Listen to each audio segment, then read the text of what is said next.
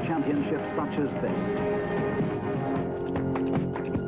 It is now 1981. The venue is Australia as the host nation for the third FIFA World Youth Championship for the Coca-Cola Cup. They are to be joined by 15 other soccer countries who have qualified through 99 countries for the right to challenge for this year's Coca-Cola Cup. Australia is joined by teams from Qatar, Romania, Egypt and Mexico, from the United States, West Germany, Poland and Italy, Uruguay, Argentina, Korea, Spain, Brazil, England and Cameroon, who will be declared the new young champions in Australia in 1981. Well, good afternoon and welcome from David Fordham to Network 10's extravaganza of soccer this afternoon as we relive the graphic and dramatic moments of the World Youth Championship for 1981 with Australia as the host nation. And who better to join me this afternoon than former Australian Socceroo captain Johnny Warren. Johnny, welcome to the studio. David. And what a wonderful 2 weeks of football we've had. Yes, quite the ultimate test as far as Australian soccer was concerned, particularly at junior level, where we've always boasted that our youth was as good as the youth anywhere else in the world. And here was the ultimate test, Australia taking on the cream of the youth in world soccer, countries which had won their way through to the finals.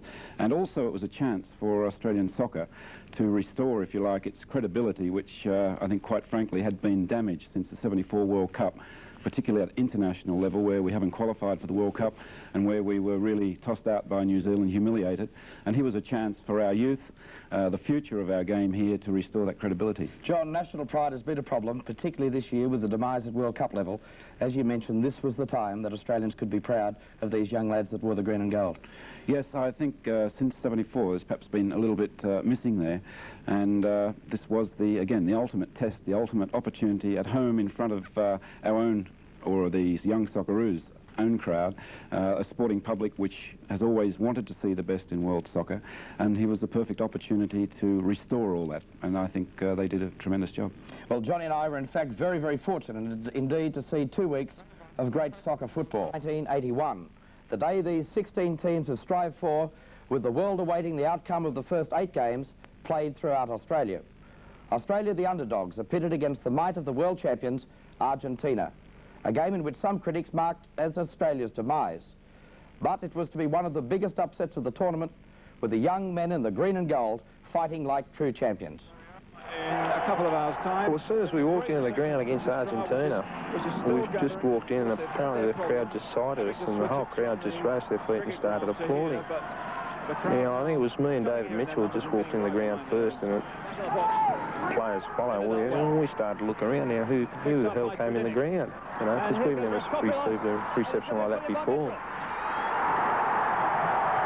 Argentina are world champions, and anyone that's a champion and you're regarded as a nobody, well, naturally you sort of you feel a bit inferior to start off with. More room here. Aurelia's dropped out and Martino and Tapia in there. This is Cordijo, the left back, wriggling his way through. Cordijo is still going. And out there for Garcia.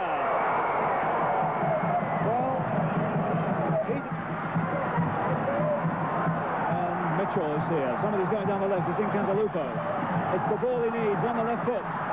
If it's in early, there's a chance.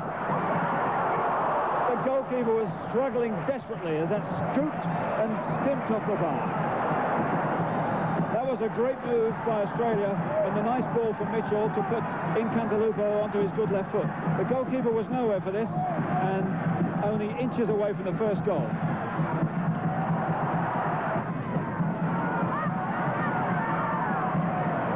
Into the penalty area, and a penalty is given, and the Australians protest. Well, I was behind the player at the time the penalty was given. It didn't really look like a penalty to me, but I was too far away to make a decision. But when the penalty went in, I thought, hello, here it goes again, because I played a lot of international games in Israel, played teams like Israel, Greece, Romania. We virtually matched them in everything except for scoring goals. Once the ball went in and we were 1-0 down, I thought, hello, you know, we've been unlucky again. And a penalty for Argentina, a very harsh penalty, Jerry, which is going to be taken by Urechega.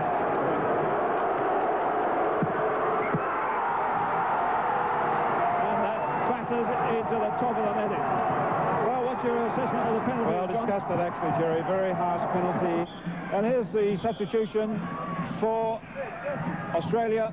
Ian Hunter coming off, number 11. I was sitting on the bench watching the players really get stuck into Argentina. They were going all out. I was just so keyed up. I reckon I could have ran through a brick wall just to go out and be part of it. Hunter, a very good lead. Tredinic on the ball, and there goes Giovanoli. And he was well beaten in the air, but again, over the top. Hunter, a very good lead.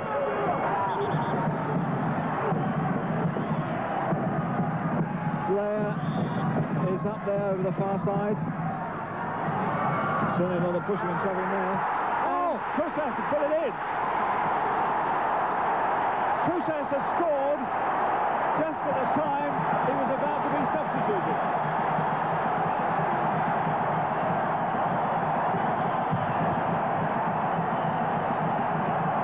Well, that really is a turn up for the book. This is a free kick. It worked on him so hard. It was a fine header down by Mitchell and whacked in total delight by Mark Kousas. Let's enjoy that one again, because that was a good bit of hitting, a good bit of reaction too by Kousas, and it means a crowd invasion, but he's going off. So his last touch on the game was the most important as far as Australia's concerned. Well, there's the story to tell through.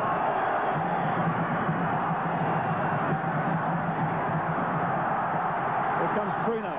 I was very pleased to have a draw, actually. I thought what a great result for Australia it was. And with about a minute and a half to go, all of a sudden a ball just came to me, and I just actually put up the bomb, as the boys say, and just to waste time, hoping the ball will stay in the air long enough. And David Mitchell said after it, and I was fairly deep at the time, and I thought, I'll go up and try and support Mitch. And he got the better of the two Argentinian defenders, and I thought he was going to shoot. And I was coming inside, and I had a bit of space there. And I thought to myself, Mitch, don't shoot, I'm nearly there. And I called out Mitch, and he laid a perfect ball off. It was a beautiful ball. And just sort of kicked it into the back of the net. Hunter being mobbed by the crowd is surely telling him, get off, please, because otherwise you could ruin the whole occasion. And what a great scoreline, 2-1, Australia over Argentina. John, I was at the Hindmarsh Stadium in Adelaide when that news crept through, and there was just so much jubilation. But I envied you being at the Sydney Sports Ground. What was the feeling like? Well, I think the whole crowd, it was just quite incredible, as witnessed by the scenes after the game. But here was a game, first game, taking on the world champions of senior football and of junior football. No one gave Australia a chance, except perhaps the boys themselves. They were behind to a criminal penalty, if you like. It was never a penalty. They were still able to pick themselves up and win the game 2-1. Apart from the penalty, they were never under threat, and it was a thoroughly deserved win. John, what about those opening scenes when the team came into the stadium? We've seen this year, particularly at the Sydney Cricket Ground, when Australian senior team was beaten by New Zealand, where they were booed and jeered off the field. What a wonderful moment. Finally a breakthrough as far as recognition of national pride with Australian football. Yeah, well, I think the crowd, the supporters of soccer, really sensed that this was the chance, you know, again, to come back to our original statement, to restore credibility. And they set the atmosphere for the performance of the whole Australian team by their support before the game. And the young players themselves have said how much that contributed towards the little bit extra that they had to give. So the question, proud to be Australian, the answer is yes, as Australia won that first game against Argentina. The other teams in Australia's group were England and Cameroon. England's team was tagged the ragtag and bobtail squad by the English press, and they nearly fell to the little-known Cameroons, who had recently finished as runner-up in the African qualifying group. England are in the white shirts. Oli with a chance to run up the defence. Bongi wide on the line. Oh, what a shot. And he's gone for the return. Lovely play. Bongi bearing down on Banfield.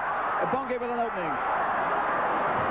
And England closed it up, but it's still there. And put in the net after the shot by Mfede, who was blocked. And the linesman's flag is up. The linesman might disallow this one. And Mfede comes in with a shot which Kendall can't hold. He sets it up. It's in the net, but look at the man offside on the line. Half-time score then is England 0, Cameroon 0. Nice touch. Finnegan trying. Oh, he scored.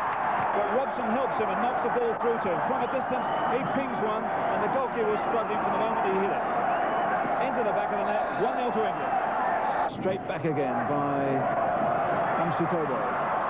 And here's Bonge. Bonge puts it in. Oh, how the devil do you miss that? And we've got Robson and Small in there for big fellas. It's touched in, and that's a fine goal. And so after that shaky start, England headed Group D on goal difference from Australia. There were some more surprises on day one in Melbourne. Korea, the champions of Asia, showed that reputations mean little, as their speed and ball control completely outclassed the Italians, particularly the number 10 Soon Ho, the 19-year-old Korean skipper. Korea are in the red shirts. John Hack there pushes that one in. Italian defence under pressure. The first time shot, and Korea have scored. Well, that's the first shot on goal for Korea, and they've scored. There's the dejected Italian goalkeeper, Richatelli, and South Korea have scored through their number 17, Sung Ho. There it is, under the keeper.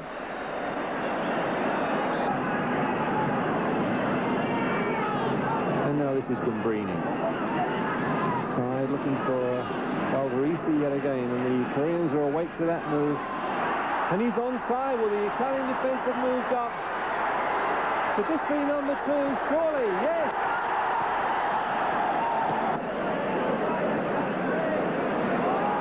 And Sung Ho again. And South Korea putting together some delightful moves. This is Sun Ho. Line for a shot, and that's number 3.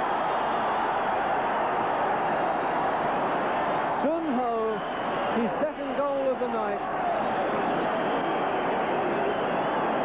Well, here's Sun Ho, look, finds the space, and what a shot.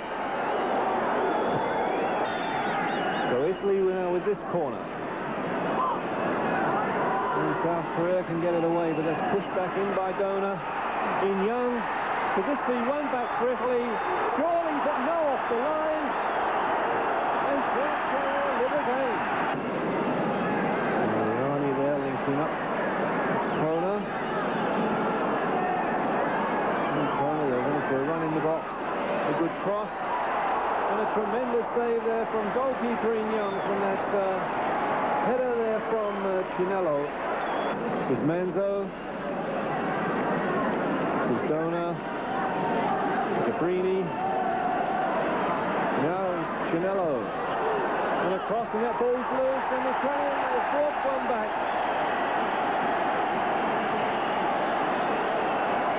The Italians have pulled one back through Mariani. The first mistake by the keeper In Young all night. That one goes astray, and there's Mariani, and that's in the back of the net. From Sung Ho. And a good header, and it's hit the post. And now Italy could be caught out at the back with only 3 defenders. The Koreans have 4 players forward. And a lovely through ball.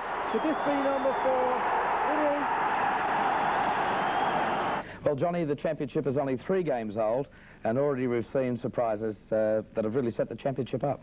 Yes, well, it's the two factors. To start with, Australia's win has obviously generated a lot more interest in the tournament, and secondly, that the emerging nations, like Korea, they're just walloping Italy, that the traditional countries weren't going to have things all their own way in this tournament.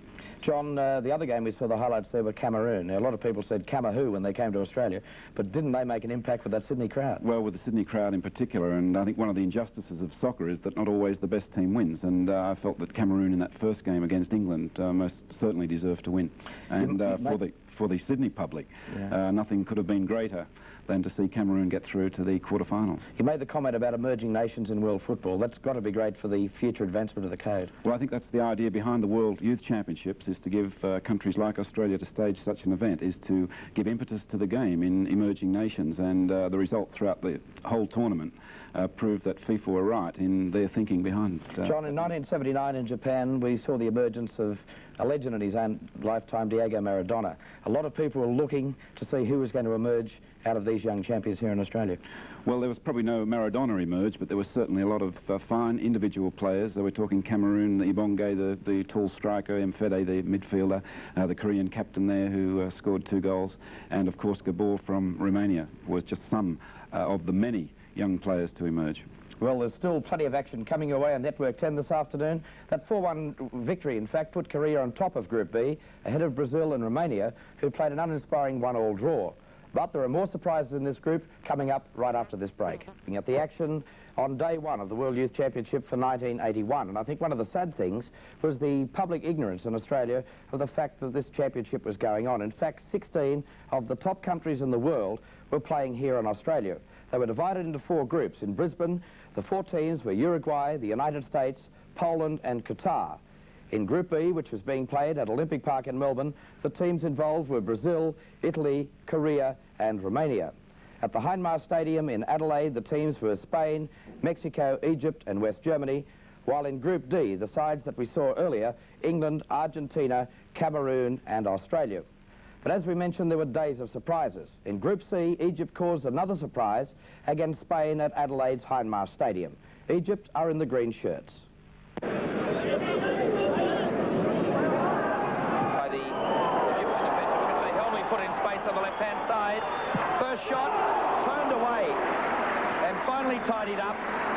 But that was great play by Helmy, who came down the left-hand side. Nando Peralta put under intense pressure here. It's a savage left-foot shot. And that's beautifully turned away by Peralta. And so the corner again, the second of this first half for Egypt.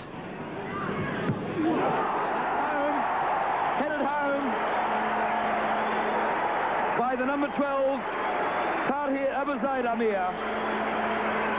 And here it comes again. He freed himself, Peralta under pressure for the second time in the space of a minute. And so Tahir Abuzaid Amir puts Egypt 1 up after 5.5 minutes of this first half.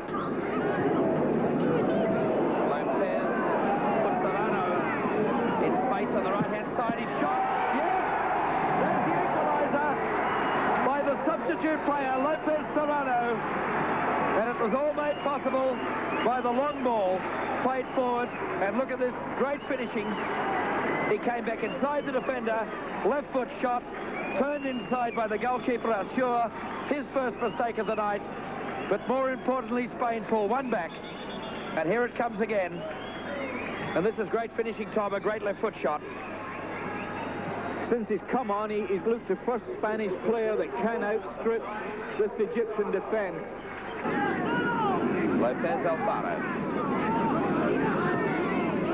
Challenging that play by Calvo. And that's... Oh, yes! Spain have hit the lead through the number 10, Nadal. And what a way for him to celebrate his 19th birthday.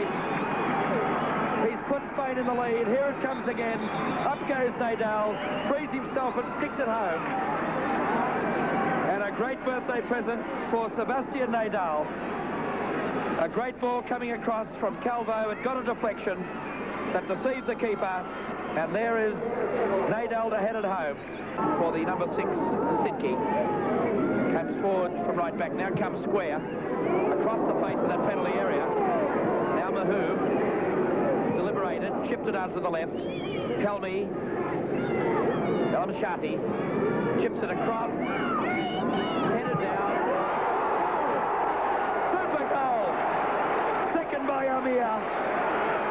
Tahir Abuzaid, and look at that reaction, Tom. Well, Mr. Haviland, here it comes now, put back beautifully. And watch the way he slings back and slashes this ball. And that's Egypt back in the game. And so with Egypt holding that Spain to that 2-2 draw and West Germany defeating Mexico 1-0, West Germany took an early lead in this group with Spain and Egypt still in contention. But I think it was great to see, John, the Egyptians really captured the hearts of the Adelaide fans. I was down there, but just seeing that finishing of the number 12, Tahir Abuzaid Amir, that's one player that emerged from this tournament.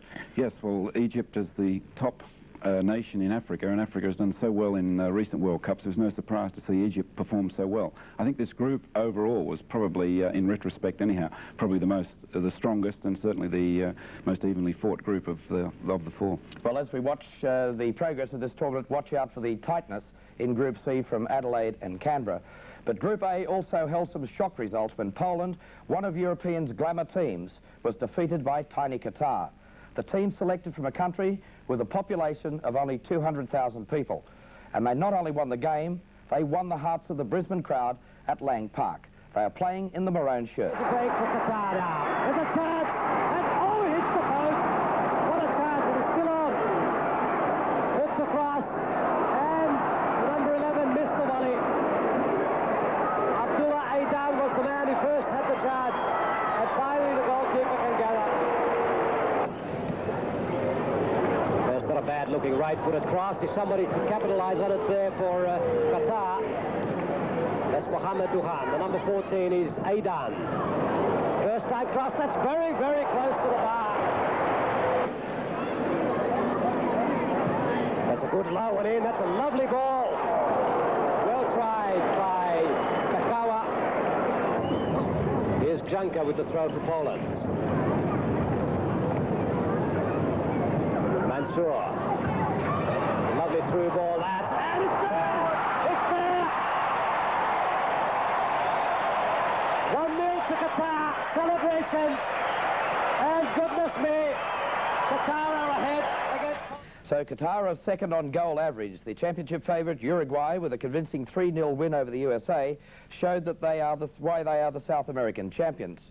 But after an eventful first day, Australia are now on the move for the second round in Newcastle.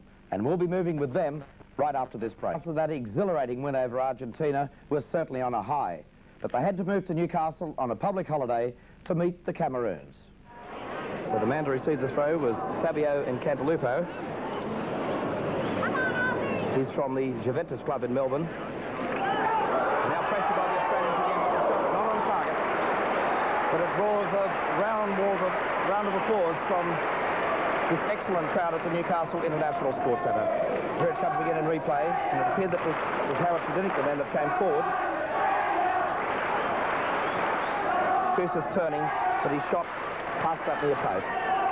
So the smallest man in the Australian side, Paul Kay, knocking it out on the right for Wheatley. And now Grant Lee, closed down quickly by the Cameroon midfield. Sedinic possesses a great left foot. The target man, the shot, yes, Australia! David Mitchell scores for Australia, and they lead by 1-0.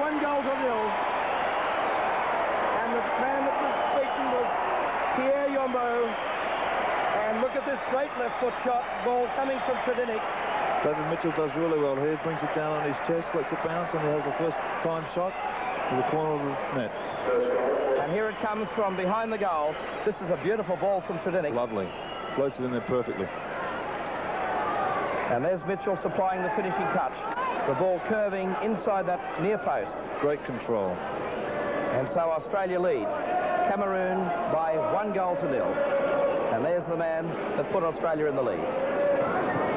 There's Wheatley. Knocking it back for goalkeeper Ahern, who just manages to save the corner. And it's an interesting background of Glenn Ahern. In fact, was a rugby league convert from Queensland. And after earning a full Australian cap away in the last two matches of the World Cup elimination matches in Indonesia and Taiwan, I'm sure he's very glad that he made that transition from rugby league. He's now representing his country not only at A level but also in this World Youth Championship. That's nice play by the Cameroons. The shot, and that's home. So indecision in the Australian defence. And the goal scorer was Bertie Ole. So we see Glenn Ahern is virtually impeded there as his view of the ball, but the ball sneaking inside the far post. And so Cameroon pull one back through the goal by Ole.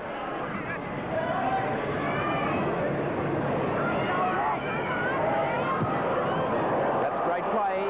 Ole for 2. In fact, it's Yonkep, the Cameroon striker.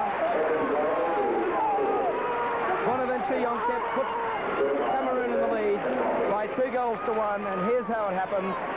He was put in space on the right. Ahern was off his line, despite the attempt of Stephen Blair to cut it out. It's in the back of the net, and Cameroon lead Australia by 2-1. And there we have it. Cross ball, switches play again. Get caught out in the forward position. Glenn Ahern comes out from his goal, and the boy does well to stick it in the same corner as the first goal. Kousas was there again, but cleared away by the Cameroon defence. Wheatley loses possession. Tredinik across to the left-hand side. Now Cameroon in towards that area. Ahern's committed himself. Goal number 3, scored by Ibongi. In fact, by Yonkep again. Yonkep scores his second goal. And look at the jubilation of the Cameroons. In the front there, what's the tackle there? It's Harold Tredinik. And it's the quick breakaway we found there. We've got 3 men against 1 there. And the finishing here of Yonkep scores his second goal. And Australia trail by 3-1. Yes! Mark Kousas scores at the other end of the field. So that's made it 3-2. Mark Kousas scores his second goal in the space of 2 days for Australia. And the goal came in the 8th minute of the second half.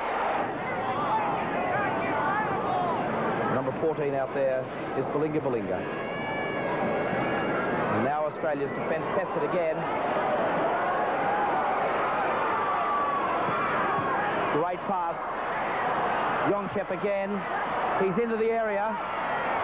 Cuts it back, and Ibongi couldn't supply the finishing touch, but there's no doubting the skill of this big forward line. They're not only fast, they're not only powerful, but they certainly can show the Australian defence that they can control the ball as well. Look at the way that Yonkep cuts it back. Ibongi arrived, but couldn't bring it under control. And now Cameroon trying to break again. But Roskopoulos takes over in midfield. On the left-hand side now is Homer.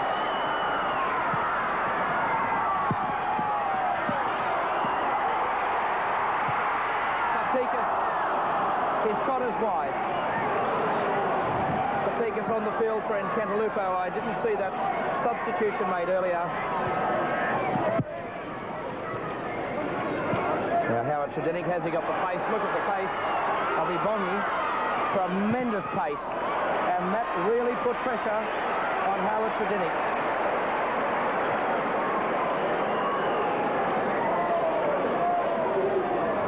Australia again, back over halfway. Chips it on for Kousas. Kousas finds his man. It's a penalty. The referee has pointed to the spot. This will be interesting to watch it in replay. Just where is Mark Kousas? Well, that's one you could dispute. In my opinion, he was outside the area. Mark Kousas on the spot for Australia. This will make it 3-3. And that's one that they'll talk about for a while. That's it. So Australia pull one back. Mark Kousas scores from the spot. And so the scores come back level 3-3. And we've got around about 11 minutes of play remaining in the second half. And here's how Mark Kousas brings the scores back level in the 34th minute of the second half. Well, Johnny, the championship only 3 days old, already controversy, but it was great to see that fighting spirit by the young Australians again. Well, tremendous fighting spirit, the ability also to score goals, which the Australian team has been criticised for, but also tremendous psychological approach to the game, because they were on a high after beating the world champions. The whole World Cup build-up was to the first game against the world champions. They've beaten them, and now 2 days later they've got to take the less fancied Cameroon side. And I think it was a credit to the Australians psychologically that they were able to get such, to me, was their best result against Cameroon. Well, there's still plenty of exciting action coming. We'll take a break and we'll now be back to see how the other teams in this group fared when they met in Sydney on the same day. In day 3 of this very important championship, one of the most important aspects of soccer in Australia. And as I mentioned, England met Argentina at the Sydney Sports Ground. It was a contest that we all look forward to, the might of England against the cup holders, Argentina, England in the red shirts. Forward looking for Wallace, and that's a nice ball in for Tony Finnegan. Small gets over the far side. Michael Small coming in for this one. Good header, but not enough power.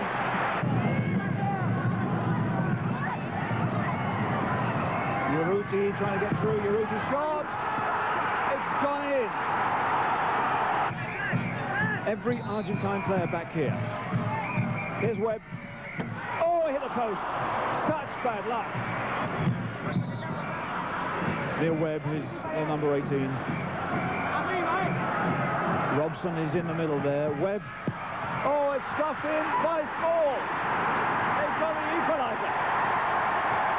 The goalkeeper made an error there. Well, the free kick was bent round the wall by Webb.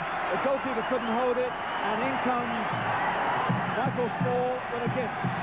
And so that draw put England on top of the table, but only on goal difference from Australia.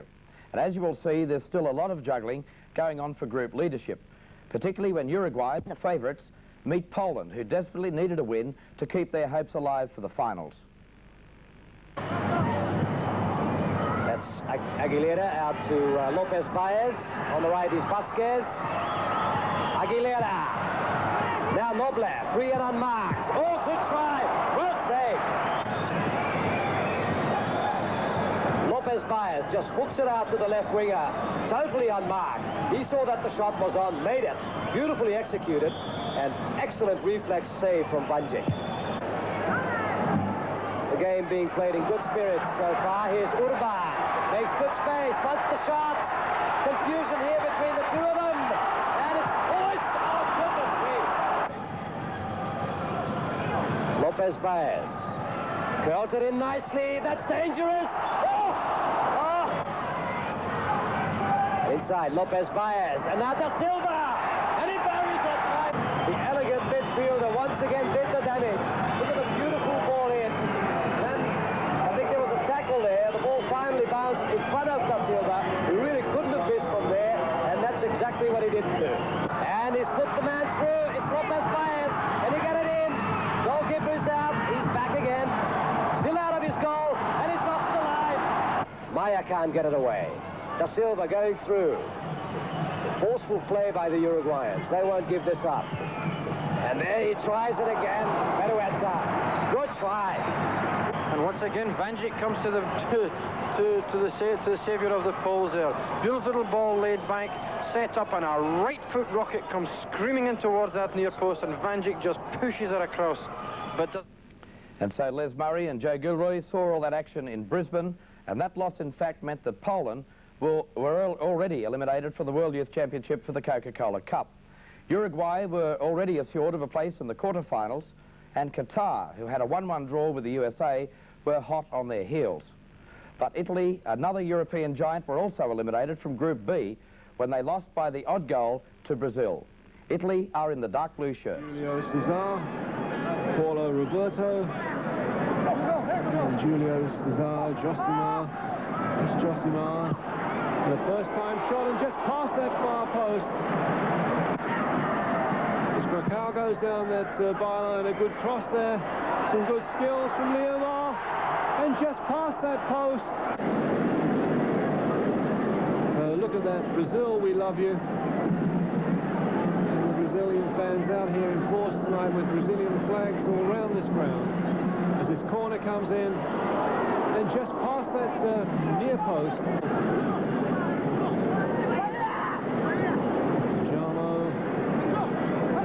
Out on that far side. Another player with an explosive shot, as we might see now. And just over the top. And Cabrini gets the return ball, and this looks good for Italy. Cabrini now picking up Mariani. Mariani past Luis Antonio. Mariani into the box. On the far side is Chinello. It was much too high. But he might be in better this time and brought down there for that challenge. And there's a a few problems there between Luis Antonio, the player who brought him down. And quickly taken free kick from Chinello. Leomar sees Pajamo, and Brazil get the corner as this corner comes in from Cacao. And there it is, and the player who scored it is the number 11, Pajamo, who's about to be substituted. There's the scoreline. Brazil 1, Italy 0. And so Italy are eliminated. The other results in Group B saw Romania defeat Korea, also by the odd goal. But in Adelaide, it was Egypt who contradicted the experts by defeating West Germany, the 1981 European champions, by 2-1. So Spain and Mexico had everything to play for. Mexico are in the all-white. Now Martinez freed himself of Lacalay. Beautiful ball through for Alonso, and another great save at the other end by Fernando Peralta. He cut out the shot for Alonso. He showed great pace. Peralta's conceded the corner but saved the goal. Spaniards obviously more methodical in their build-up. They're stringing their passes together with sureness and crispness. And there's Alfaro forward again. And the penalty. Martinez is the man that brings down Serrano. Serrano sticks it home, and so Spain go 1-up in the 45th minute of the first half through a goal from the spot by Lopez Serrano. Trying to knock it square. And it broke down again for the Mexicans now. Servine and Martinez, the number 6. Servine overlap well again. Cross. Yes! Oh, what a brilliant goal. Here it comes. And a brilliant crashing header. So with Spain and Mexico sharing the points, it meant that the third round was all important. It was too for all of the other groups, and we'll show you why right after this break. Qualifying round with much of the interest centering on Group D, but the tightest group of all was Group C in Canberra. Meanwhile in Sydney, the first match on that evening was Argentina and Cameroon, and a big win was imperative for either side. It was a game that was very nearly that wasn't played that night because of the inadequate lighting at the Sydney Sports Ground. The program went ahead under FIFA's instructions with very poor lighting conditions which were not conducive to good soccer. Argentina are in the striped shirt. Well, I would think that both teams are going to enjoy the extra space. Good shot. Well picked up. Urruti, the man with the shot there. This is Tapia trying to get the ball forward to Moresi. There's a chop there, play on, and forward go Argentina, and there's a definite opening here. Oh, and a bad miss there by Cecchi. Garcia, and Giovanolio just missed it. That's a clear opening there. I wonder if he didn't pick it up in the light, so John Warren. Yes, I would think so. It's hard enough from here and for viewers at home, let alone the players out there, and he misjudged that completely. That was a perfect opportunity to open the scoring, and I think that incident is going to be indicative of a lot of this game. Both teams have to win and win well. Garcia's in another good position here, must get one now. Oh, and another miss. Urruti blocked on the line by the goalkeeper. Argentine pumping everything forward. Down goes Urruti again. Goalkeeper picks it up. Picked up by Bonge. Oh, and an opening here for Cecchi. Cecchi must get one. Cecchi scores for Argentina. And they're in business already. Cameroon paying the penalty there for appealing for offside. Referee allowed them to play on. And Cecchi stuffs it in the back of the net after an error by the Cameroons when they could so easily have got the ball away. So that goal, in fact, put Cameroon out of the championship and gave Argentina 3 points overall and a slight glimmer of hope. That really put pressure on England and Australia, who still had the last qualifying match to come that same evening. So that really must have been a nerve-wracking time for the Australians in anticipation of that game, John. Very much so, not just that they still had to qualify, but as events proved, that if they'd have won this game against England, that they would have stayed in Sydney and probably gone right through the final. As it was, as events turned out, they drew and then had to move camp to Canberra and meet the West Germans. John, the rivalry that's existed in cricket and rugby league between Australia and England hasn't really come to the fore. We saw the first match here in May last year when the senior side played England.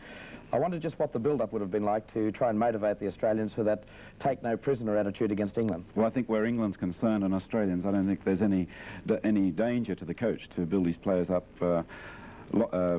big enough, but most of my non-soccer mates always say that soccer will really come of age in Australia when we can play England at soccer and beat them, and he was probably the first opportunity. Well, it certainly was, and the action was from the Sydney Sports Ground, Australia versus England. Lee, Mitchell rather leaping there, being fouled by Rodson. The Romanian referee standing no nonsense early on.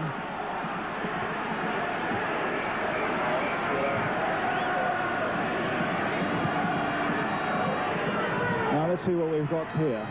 We've got Grino and Raskopoulos. Okay, behind them. Here's Raskopoulos. Good drive. Oh, he rattled it against the bar. Raskopoulos desperately unlucky. He gets a shoulder in there as England get it away in some urgency and despair.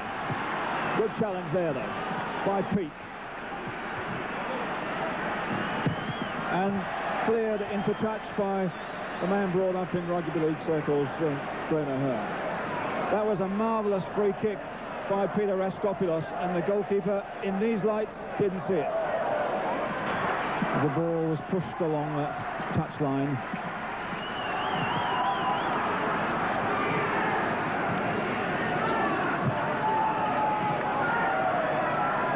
Oh, there's a bad foul by Colin Greenall, and the play is allowed to go on because Australia are in possession, in a good position. Kousas, a good turn. Kousas, a good goal! Mark Kousas. Goalkeeper left his near post unprotected. That's a lovely turn by the Australians' leading scorer. This fella's really got a touch for the goal here. Beautiful turn, leaves Bamfield for dead, and a wonderful drive. An early goal for Australia. A terrific boost from Mark Kousas after Incantalupa was fouled, but the referee sensibly allowing play to go on. Good refereeing there, John. Yes, good refereeing, but fantastic skills from Mark Kousas. A really world-class goal, and that's got the Australians really going now. An ideal time to get a goal.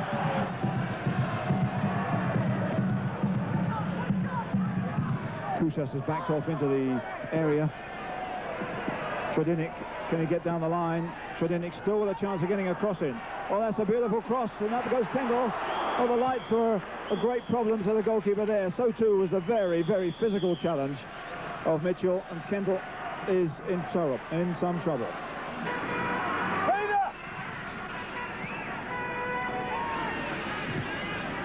Then you're going to hope for one in, but Small thundered away. England doing well at the moment, with Wallace trying to keep possession, but heavily outnumbered.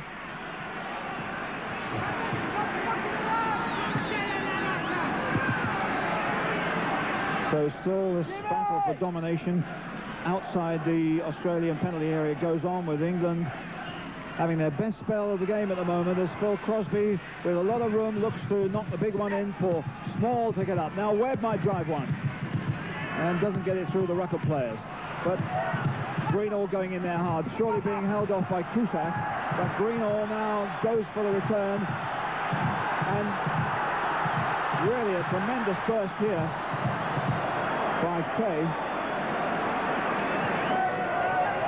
Neil Webb comes over to take this one.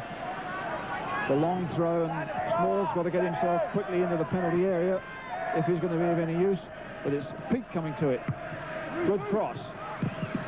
Hits the referee, and Michael Small almost had a fortunate rebound there. Mr. Igner could have made himself fairly unpopular had that dropped into the path of Michael Small a little bit more comfortably. Peak. Good cross, but goalkeeper should have it, but he was in a couple of minds, and that was coming straight out of the lights. Peak. Although in normal circumstances that wouldn't be called a decent cross at all, the goalkeeper was in some trouble. And a corner. Again with the ball to be put into the middle by Peak. Deflected away, helped on by Kay. And Banfield humps it back again. Oh, the miss there by Blair. Wallace couldn't get it.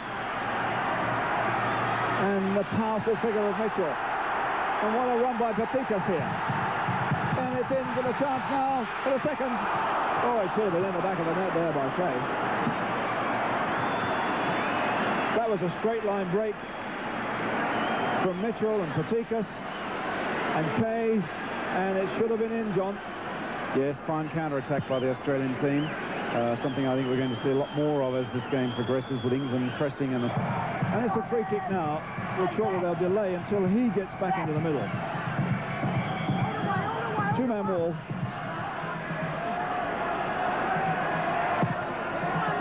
Paul Kimball's in some trouble. Oh, that was Krusas with a little bit of... Brutally with the win. Mitchell to battle. Mitchell's got the break on Robson here. Can Mitchell pull one back? Nicely stopped there. Mitchell got round young Robson, but only Crosby stopped that one from being a very dangerous cross. And again, they'll pile up at the back with Patikas on the goal line.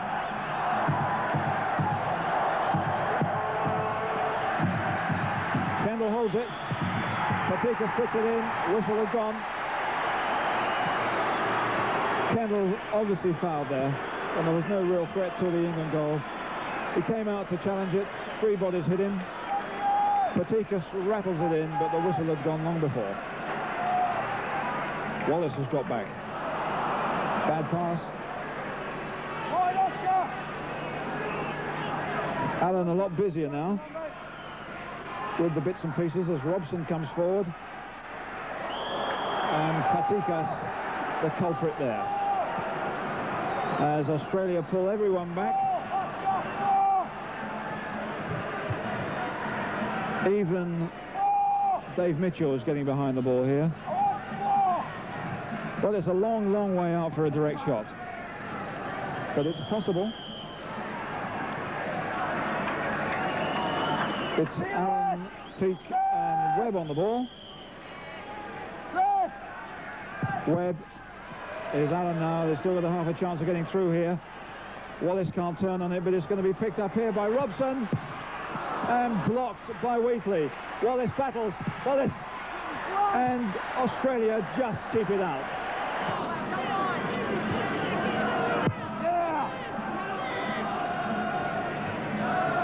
And there's a chance here for Mitchell to break away. Mitchell's away. It's an obvious foul and a free kick. Mitchell had certainly got away there. Pure power as the ball was misjudged in the air. He just drove through the middle. That was a bad leap by Banfield, one of the rare misjudgments he's had in this game, and the cross came the fullback and chopped him. So we're back to the free kick situation. We've got a replacement for Australia with this man Hunter on. He's wide on the right for the kick. The wall's got to get back farther. Raskopidos. Oh, it's a brilliant save. It's an absolutely marvellous save. Terrific effort by the goalkeeper there. Well driven. Excellent piece of work by Kendall. Well, a crowd of 28,000 just over here would be horror-struck if anything came from this free kick from Neil Webb. There might be the odd isolated pom, but not too many of us. Webb takes it.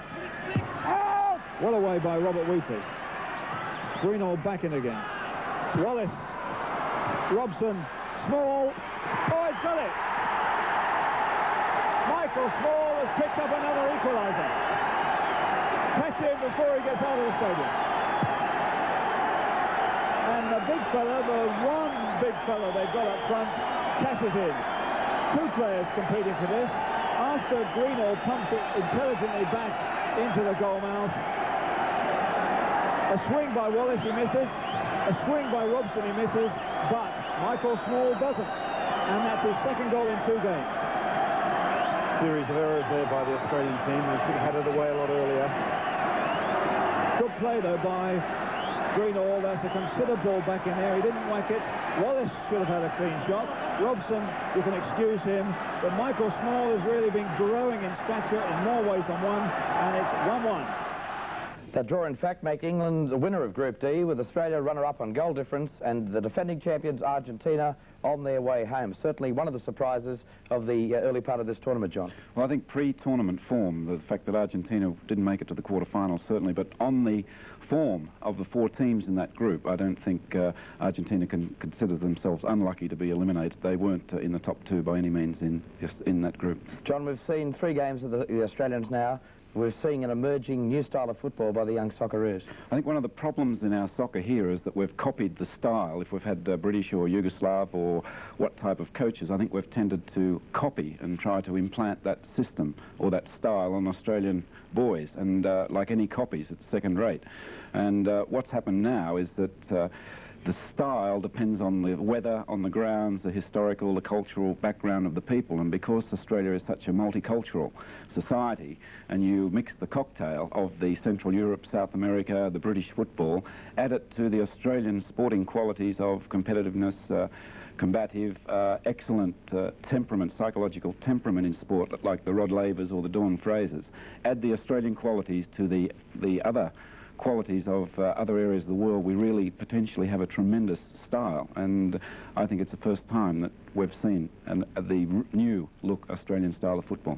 Well, more importantly, the young Aussies are still in there.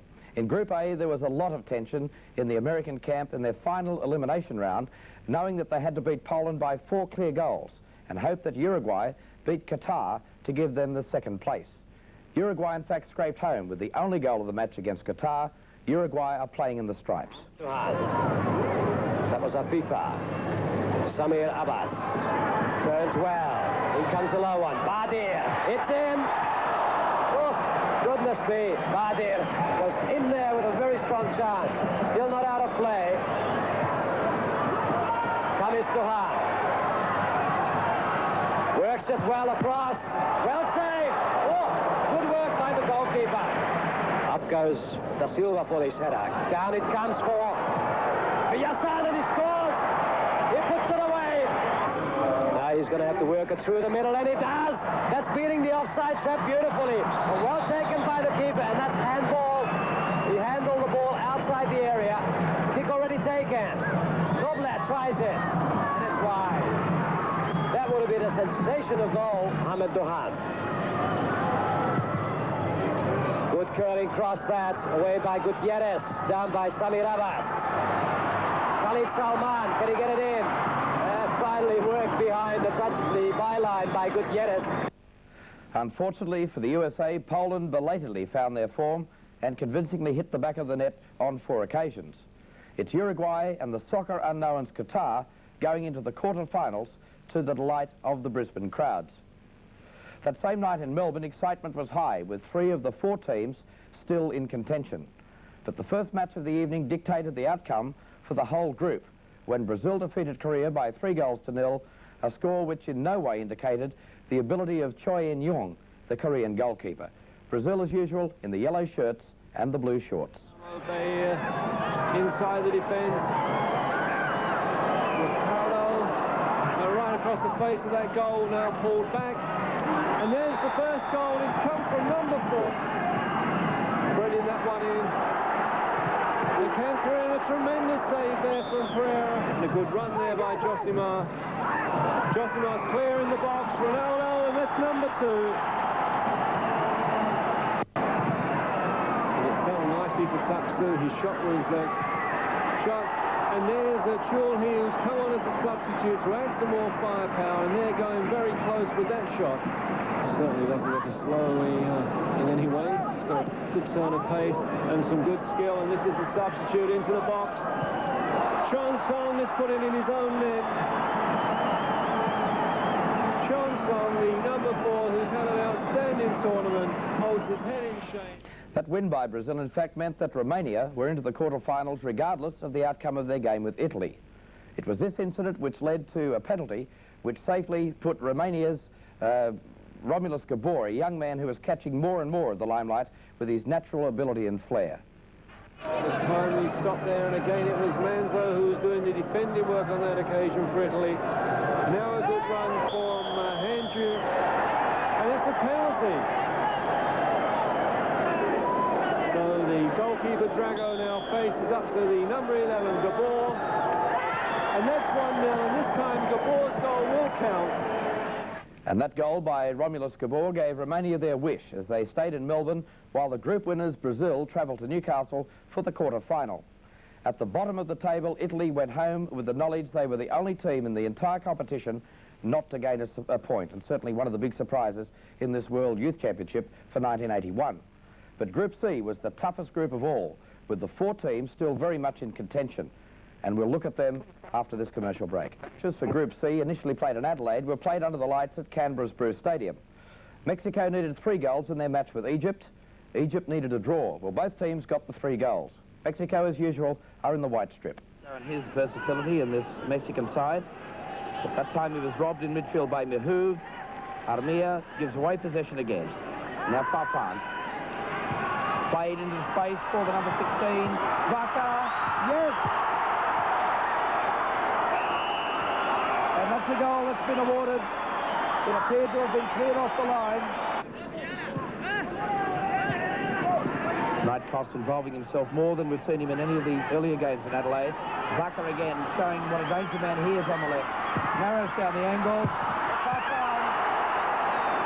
Makes it number 2. We have yet to see an appearance by Mustafa Abul-Dab, the young 19-year-old fullback. There's the goal of 4-1 back for Egypt. The free kick coming in from that right-hand side. Chavez again loses it.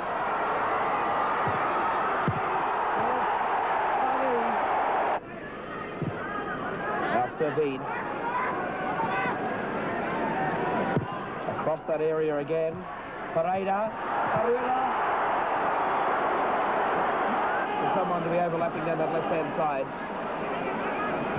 But it wasn't to be.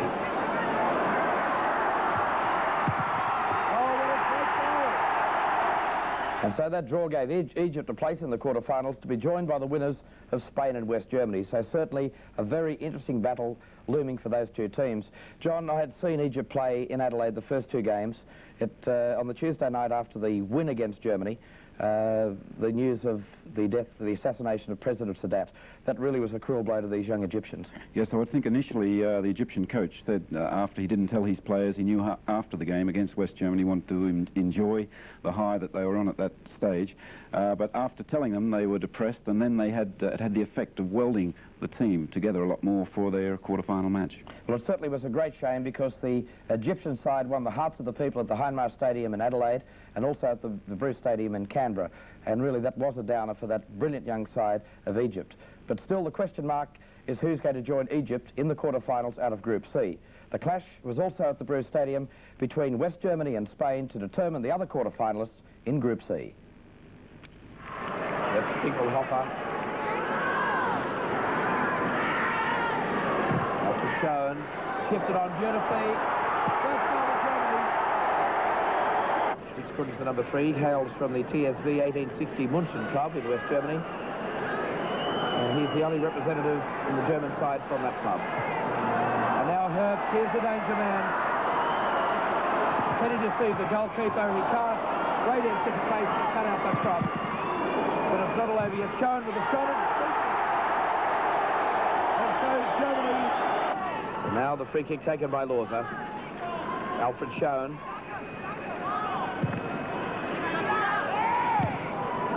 The ball still not effectively cleared. receivers nods it on. And there's the shot. His left hand, which he injured on the first training night in Adelaide, still heavily bandaged. So Fabregas to the far post. Lopez, yes. So Spade pull one back. Romo.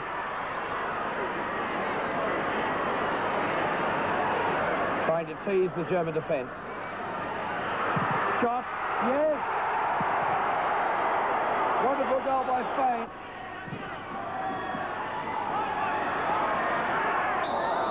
Challenged by Rodriguez on Lorza.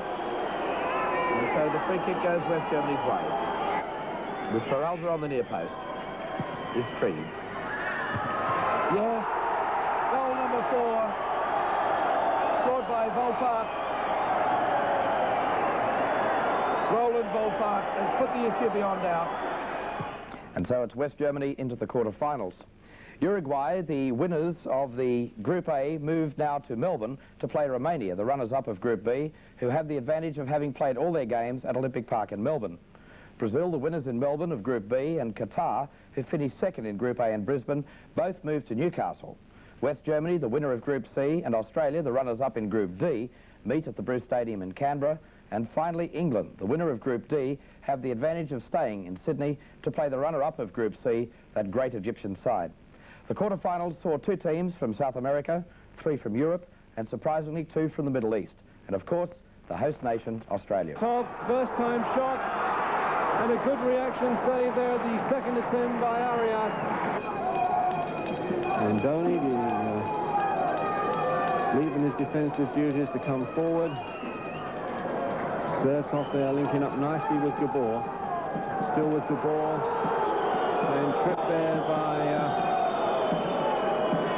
Gutierrez.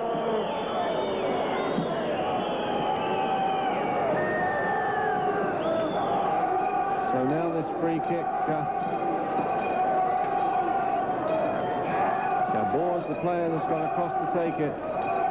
Sertov's in the box, and Donny's come forward. Hoisting that one in, and he's scored! Romania have scored direct from the free kick. And it's the number 11, Gabor, the goal scorer. Here's the free kick, and here we can see it from behind the goal. Gabor swings this one in, and right into that far corner. Good chip into the box. And now with Aguilera, can he pull it back? He can, but only as far as Edouard. But he might get another chance. Aguilera, and just over the top, and that came off the legs of Lovash. And there the Romanian defence got themselves into a lot of trouble. And that's Balor on the far side, pulling that one back. Zamfir. And stopped by the keeper there at point-blank range. So danger now for Romania. Francescoli is one of the players over the ball. Francescoli is the player, has the final shot. Francescoli again, off the line and off the post. And Romania are living dangerously at the back. Uruguay pushing more men forward. This is Noble. Trying to get behind the defence, and a good cross. Aguilera, and a point-blank save there from Lovash, and another one, and Uruguay have equalised. Uruguay have equalised. And it looks like the number 6, Melian. We'll have to look at the replay to be sure. Let's have a look at that. Noble was the instigator. A good cross. Aguilera with a shot, and a tremendous save there from keeper Lovash. And the player coming in. And it's Uruguay pushing forward again. This is Lopez Baez. Aguilera into the box, turns it back, and another good save from the keeper, and still the danger's not cleared. And now Noble around the back of the defence. This is where he's so dangerous. Into the box now, tempting the Romanian defenders. Lovely skills for Silva. Aguilera off the line again. Noble's through. Surely tremendous goalkeeping there from Lovash. Lovash, a tremendous tremendous clearance. Remembering, of course, he's got the advantage of the wind, and the free kick now for Romania.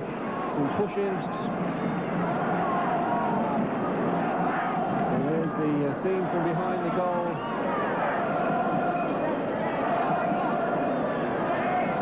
And remember, of course, that Romania took the lead from a free kick.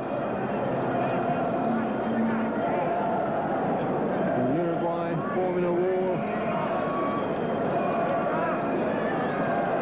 5 players in the wall at the moment. That's the view that keeper Arias has got. And Gabor is the player lining up to strike it, and he's got a tremendous shot. There's Gabor twisting that one round, and that's number 2. He's done it yet again, and he's done it again from a free kick. Here it is, Gabor. He curls it around the wall, and Arias is beaten. And from behind the goal, it looked really spectacular. There you can see he swings that one around the wall, and there it is, a tremendous goal. And there's the coach. There's his expressions. And Kishik there, unable to pick up the only Romanian player who was forward, was Gabor. And Doni at the back, who's had such a strong game for Romania. Aguilera now on that far side. The ball's in. Noble slipping. Aguilera, and a brilliant save by Lovash. Lovash, the hero of Romania. The corner quickly taken, and again it's Lovash. He drops that. He was fouled in the process. There's the Romanian coach. There's the final whistle. The favourites, Uruguay, are out of the 1981 FIFA World Youth Championship, and Romania are through. Well, there's the scoreline.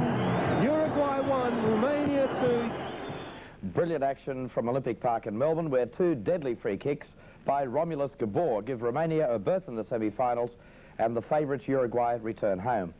Next, Australia's all-important game against West Germany. A very young team given by long odds by the Australian public at the start of the competition, but who, for very many people, made this competition so memorable. Young men like Mark Kousas, the highest goal scorer in the competition, Peter Raskopoulos, Paul Kay, David Mitchell, and the exciting discovery, Oscar Crino. All of them emerged as national heroes as they clashed with the European champions West Germany in front of a very large crowd at Canberra's Bruce Stadium.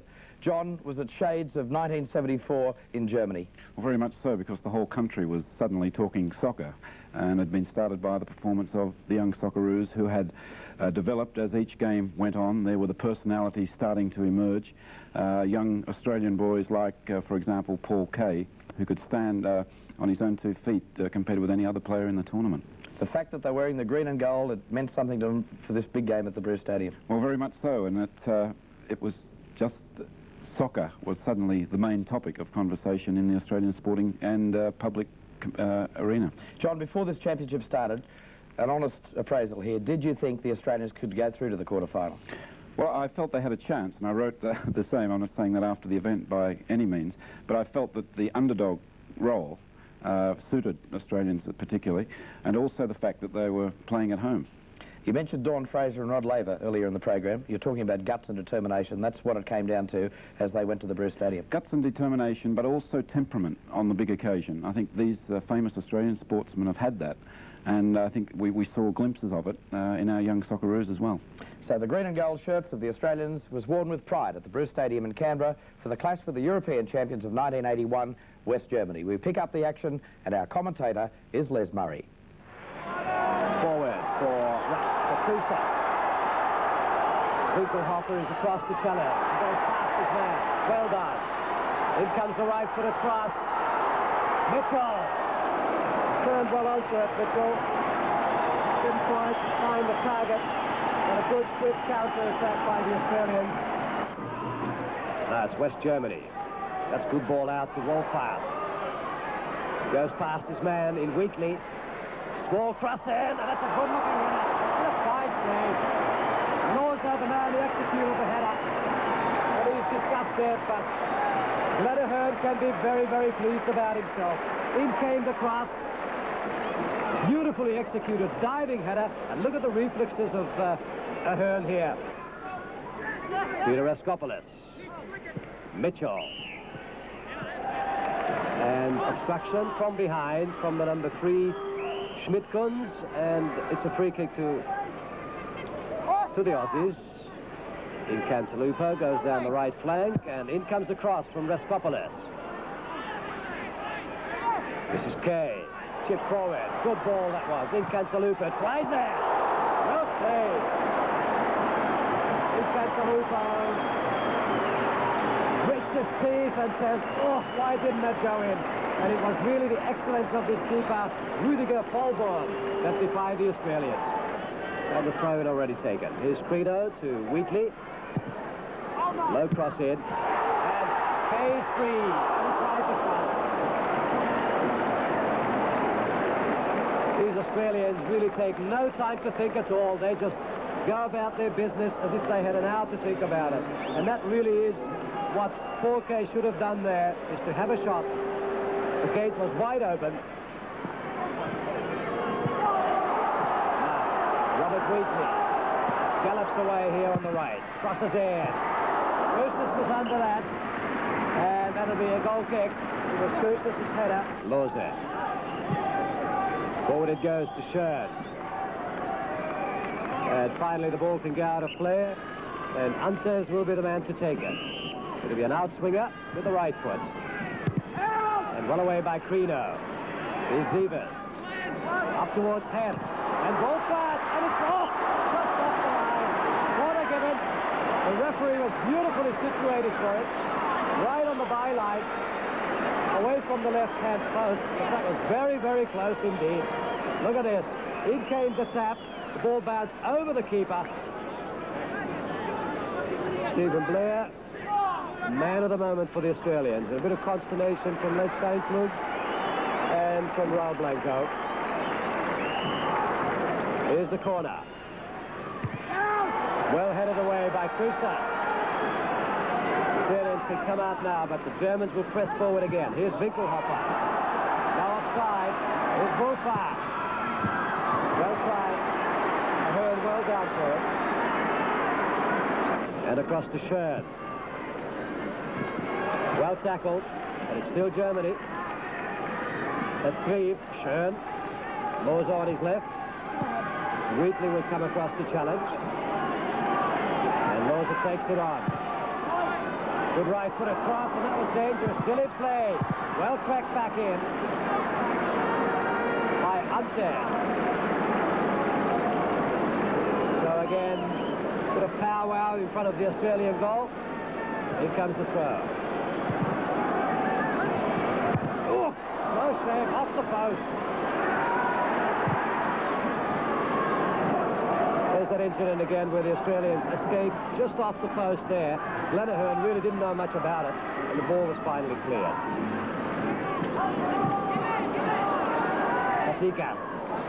Raskopoulos. Using Cantalupo. Good ball. Good ball to David Mitchell. And the interception from Schmidt-Kunz rescues the Germans, and again, it's an Australian corner. David Mitchell got away for a beautiful ball from Cantalupo, and he took his time, measured his cross, and when he made it, the deflection came off Schmidt-Kunz for an Aussie corner. Low corner, short one to Raskopoulos, and that's well tried, well tried. The keeper, and indeed every German in that penalty area, indeed probably every Australian, accepted a cross there. And now it's Cantalupo. Oh! Goodness, he just had a knock at that ball, just towed the ball on, and that's what gave the goalkeeper his opportunity to save it. That's as close as the Australians have come so far to scoring. That's a free kick to Australia, but there's the incident again.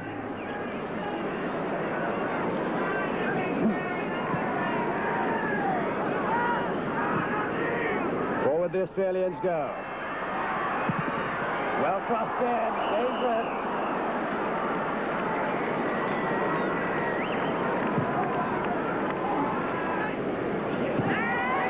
Here's Patikas. Across it goes to Cantalupo's 3. Well tried. So Fabio Cantalupo threatening twice in succession and within a minute as he picked up this ball on the left. He really makes good space for himself, this man. And cracked it. And then it's spun away off. Tork again.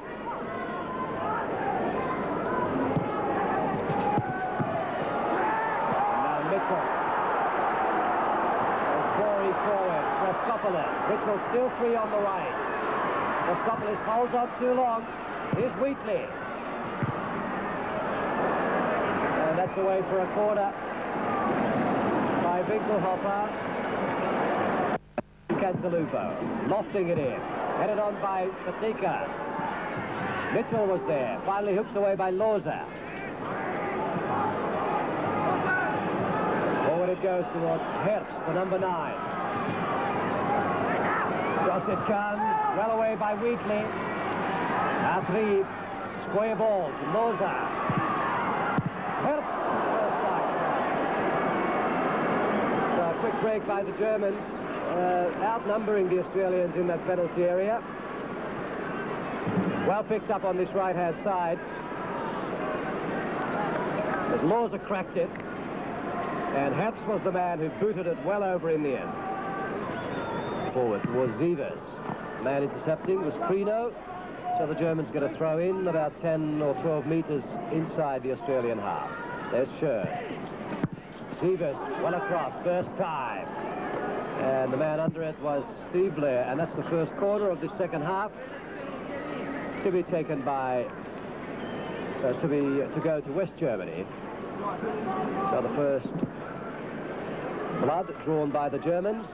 Very casual start to this second period. Not as much gusto as there was at the beginning of the first half. So here's the corner then. Outswinger. Now Tork tries it, deflection, and thank you very much to Fordham. Wolfhard was the man who got a foot to it. The ball spun off his foot, and Glenahern was there. What a fine corner that. Good looking corner, ball bouncing down there to Tork. You had a good crack at it, and then the ball spun off the foot of Wolfhard, and Glenahern said, thank you. Here come the Australians for a good break. David Mitchell. Out on his left is Brantley, but he's caught in the Wolfhard, Schön, and Antes combining. So that's a free kick up the other end, much the same distance as that free kick that the Germans took. What a good run by David Mitchell. A push and shove there from Antes and Schön, and he's brought down, and the referee has no doubts that that's a free kick. 5-man wall up for the Germans. A good 10 meters away from the kicker, as it should be. And it'll be Raskopoulos. Prino's there. So is Lee, and so is Kay. Raskopoulos lobbing it towards Mitchell. Down by Tork. And away by 3. Across it goes to Kay. Challenge coming from Wolfhard. This is Zivers. Tried to steal it from Prino. And the Australians can break again. Here's Paul Kay. Inside him on his left is Patikas. Kay again. Patikas is through the gap. That's a lovely ball. Good work by the keeper. Gives Patikas the man foiled. Corner to Australia. Good work by the Australians. Paul Kay was the man who made it.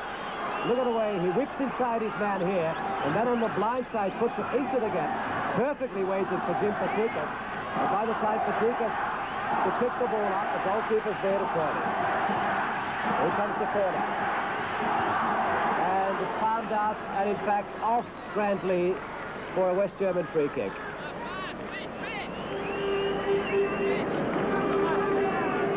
So a very promising attack there by the Australians. Fast, determined and intelligent, Tom.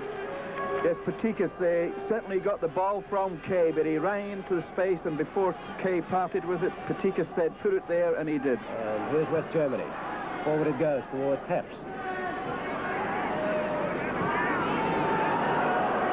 Now the West Germans break on that left flank. Wolfart, and well taken by the keeper. No problems at all for Glenahern as the Germans got away through Wolfart on that left-hand side. He measured his cross. He had plenty of time and space to do it, but well taken by the keeper. So 11 minutes gone in the second half. Still no score in this quarter-final. And that's out of play. Clash between Wheatley and the number 11 Wolfart. Wolfart is down as he gives himself plenty of time to recover. And the free kick's being given. And it comes from Zevers. And safely behind the line by Howard Tredinik. And Tredinik explains to Glenn Wheatley that he had no choice there. And in comes the corner from Antes, the number 8. Up goes Wheatley. No, he doesn't. Oh. Wheatley changed his mind. He was coming out to go up for the ball. On the left, it's Trieb, the number 5. Inside, Loza. He's robbed by Kay. That's Patikas losing out. And rescued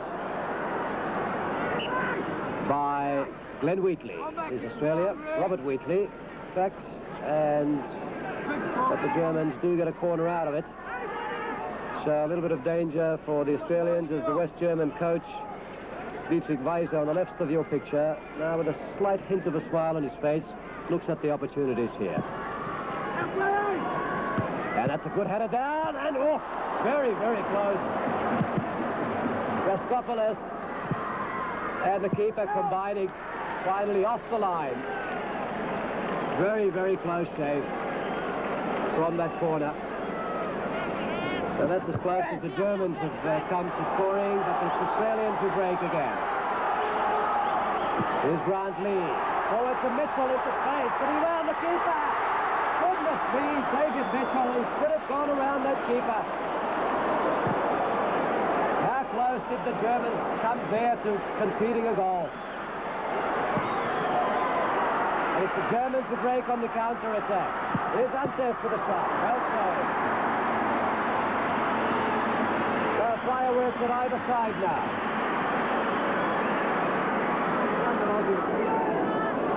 Schmidt-Kunz. Oh, that's given away to Mitchell. Bad ball. Persis is there as well. And neatly rescued on the Germans by Todd. And the Germans breaking here again. Herbst knocks it in. And it's there. The Germans are leading. The Germans are leading. West Germany in the lead. So, a stunned gallery here at the Bruce Stadium. The first goal going to the Germans. 25 minutes into the second half. Good cross in. And there's the header down. And okay. Knocked well forward towards Patikas. It's held. Penalty surely. Yes, it is. Yes, it is. Penalty to Australia. And the Australian bench is elated. Les Seiflug was, I think, ready to go into that pitch and tell the referee just what he thought of that. That the referee was dead right. At that instant when the referee blew the whistle, I was overjoyed. I couldn't believe we'd got a penalty and a chance to equalise. I was very confident I could put it away. I went up, I picked up the ball and put it on the spot. There was a slight delay and the referee was clearing the box. And I was almost certain that the ball was in the back of the net. But I hit it, the keeper went down, saved it, and I just went blank. To take the kick. And what a moment this is in Mark Kousas' life. And he takes it too softly. Goodness me, Tom McCain. He tried to place it, he didn't hammer it, he tried to place it, but nerves, I think. That surely is yes, Tom, it surely is the sign of nerves. And this is where Australia's inexperience against top opposition pays the price.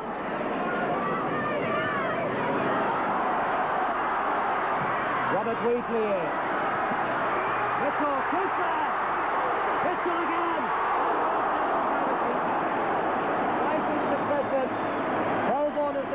for the West Germans. And a very disappointed David Mitchell. Good cross in here. That brought the danger to the German goal. Header first time in.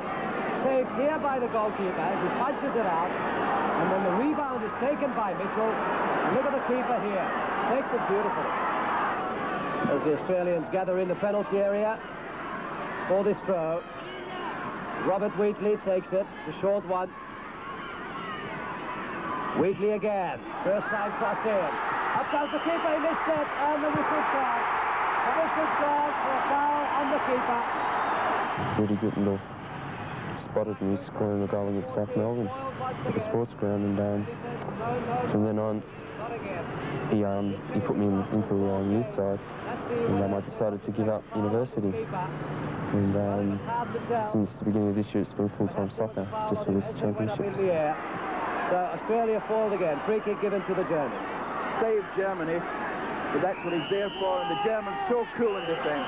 So cool. There indeed is the final whistle. The whistle to end the match.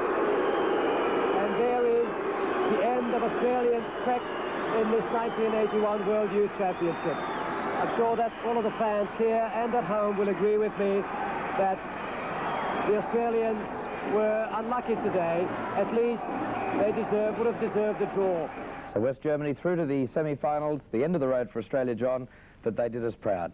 Well, they only lost the match. They certainly didn't lose any friends, and a tremendous boost for soccer in Australia. But not just the way that they played, but the manner in which they played. The fact, I think, that they won the FIFA Fair Play trophy of all the teams was an indication of the manner in which they played as well. John, you felt that Australia didn't lose it at the Bruce Stadium. You were more concerned about their performance against England. Yes, I felt to be taken. They had more chances. They were leading till the last minutes of the game.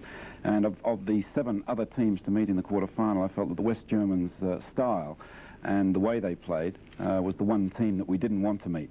And if we'd have beaten England, of course, Australia would have stayed in Sydney and played Egypt, which I'm sure they would have... Nice home ground advantage.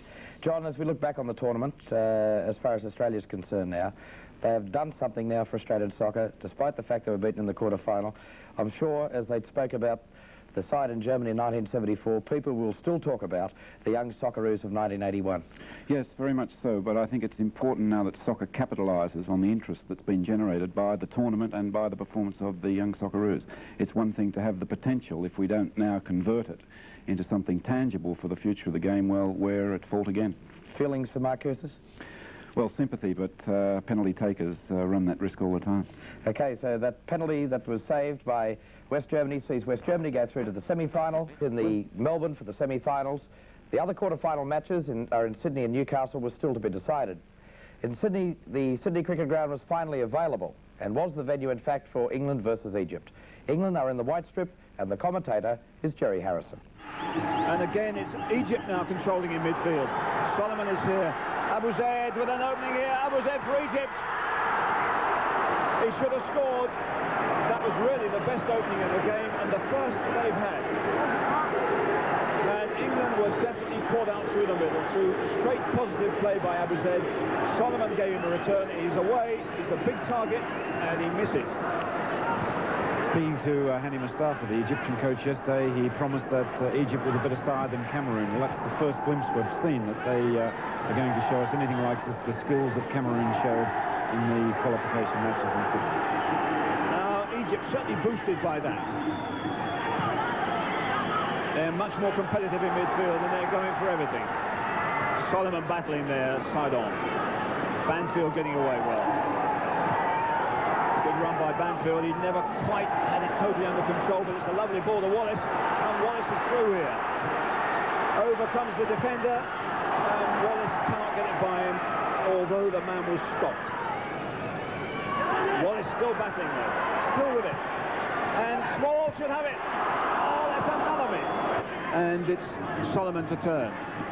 Solomon in for Helmi. Helmi looking for the return from Abu Zaid. Helmi must be offside.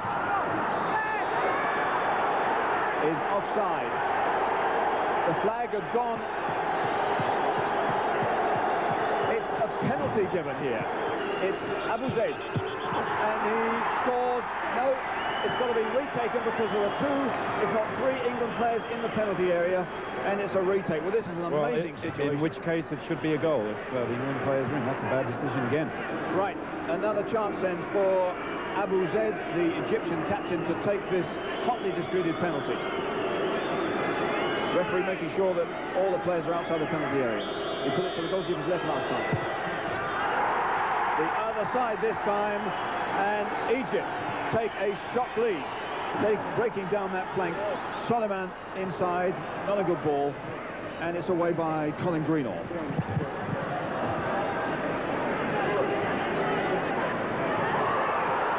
And here's an opportunity for Salim. How the devil did that happen? It's a goal. And a dreadful error at the back by England, and it's accepted by Salim, and it's 2-0. Did that happen? England adding to their own problems here. They delay on the ball. Bad pass back by Crosby, and Salah is in there and says, thanks a lot. 2-0. And there are 2 up. So Egypt, the shock side, but Wallace and Webb is going in there for a shot. He's got it. Webb calls one back immediately for England. They desperately needed that. At last, something for the England supporters to celebrate. Now Peak, wide out there is Cook. This is Wallace coming off well. Over goes Ashish. Wallace is getting into the area. He tumbles. The shot. Oh, it's in! Cook has scored. The goalkeeper, a dreadful error, but Cook has stuffed it in. 2-2. Peak gets a good ball there to Wallace, who comes off his man well. The control wasn't right, but he attacked the defence. He's through, but it comes loose to Cook, who shoots. The goalkeeper should have had it, but it's in the back of the net. Well picked up here by Peak. What a good job that he did there, filling the gap. Out to Cook. England pushing everything forward here. Cook still coming. And it's going to come to Webb. Oh, that's a lovely goal.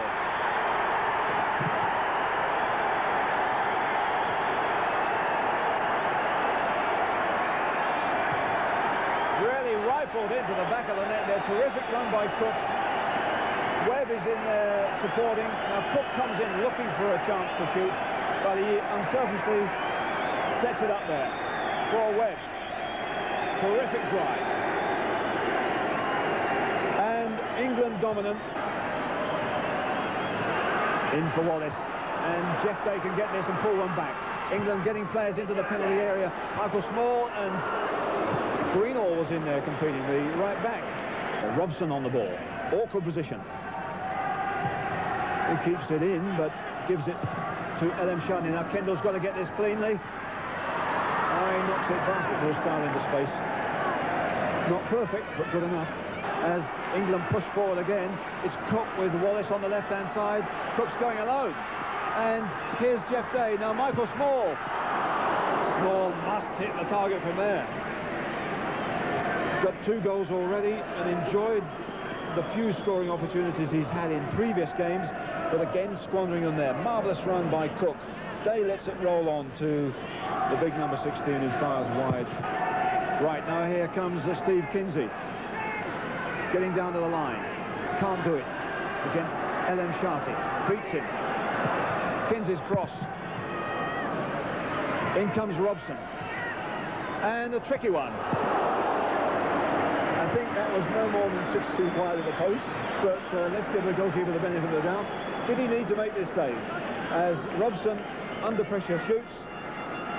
Not a chance of going in the goal. Abbas just in front of him. Now Cook a chance to go at Abu Dhabi. Peak, always there supporting. Cook again. Peak is behind him now if he requires him. Comes in for Webb. Kinsey is wide on the right. Comes fortunately today. Webb takes over. Webb looking for his third. Wallace tumbles. Webb's in there. It's a free kick right on the edge of the area. Peak and Day on the ball. Webb is running at it from a distance. Webb.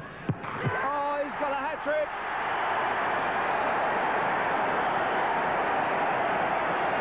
The ploy they work on together. It's paid off again, and it's 4-2. Here it goes, whistled in, through the wall, that looks like, and the goalkeeper really didn't have a chance. Well, does that go through the wall or to the side? It certainly didn't go through the wall, but it was beautifully struck. Neil Webb, and it's 4-2 to England, and it must see them into the semi-finals.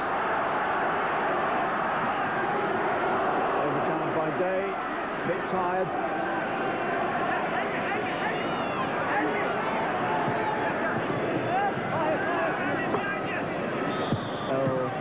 Said is fouled. Oh, there's Pete getting involved there. He mustn't do that.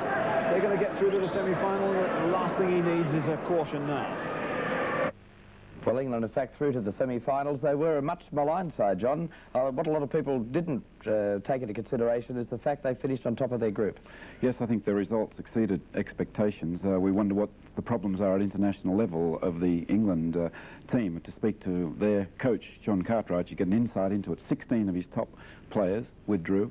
It wasn't until the day before they left for Australia that they got together, and their performance improved as the games went on. And I think if they'd had more consistent firepower in front to convert chances, that they probably would have gone even further in the tournament. Well, they also had injury and suspension problems throughout the tournament, which didn't help them either. Very critical ones. Allen was out one game, and then Banfield out didn't help their chances at all. Okay, so we've got one other quarter-final to be decided, and that was the big one at the International Sports Centre between Qatar and Brazil. So the Brazilians are a much bigger side than the Qatar side. The average height of the Qataris is around about 5'8". They certainly possess great skill, great pace and great determination. Pumped forward by Adil Ahmed. Forward comes Khalid Salim. First goal, Qatar. Brazil trying to employ the offside trap. Khalid Salam puts Qatar in the lead after just 9.5 minutes of play in this first half. And what a great start. It came from the long ball played forward by Daham. And there's the man running onto it. Khalid Salman deceives the goalkeeper Ferreira. 1-0 the scoreline, and just 9 minutes gone. And this is a look from the other way. This is the look that the goalkeeper Ferreira would have had of this, and he must have shuddered when that Brazilian defence was caught wanting. And the number 16 Salam really finishes it off well, pushing it to his left and squeezing inside that far post. Bilal. Kaku for Brazil. And the goalkeeper bravely out, heading it away, and now pumped forward. He was nearly caught out there. He was right outside his penalty area, and Brazilian was looking for the right ball to chip into the goal, but his shot was wide. So the throw taken by Bola Cesar, away by Doham, and the free kick in fact goes to Brazil. So first real chance now to see what Brazil can do from the set play move. We're a very crowded penalty area here. We have all but 3 players in the penalty area. Going to find it very difficult to get through that bunch.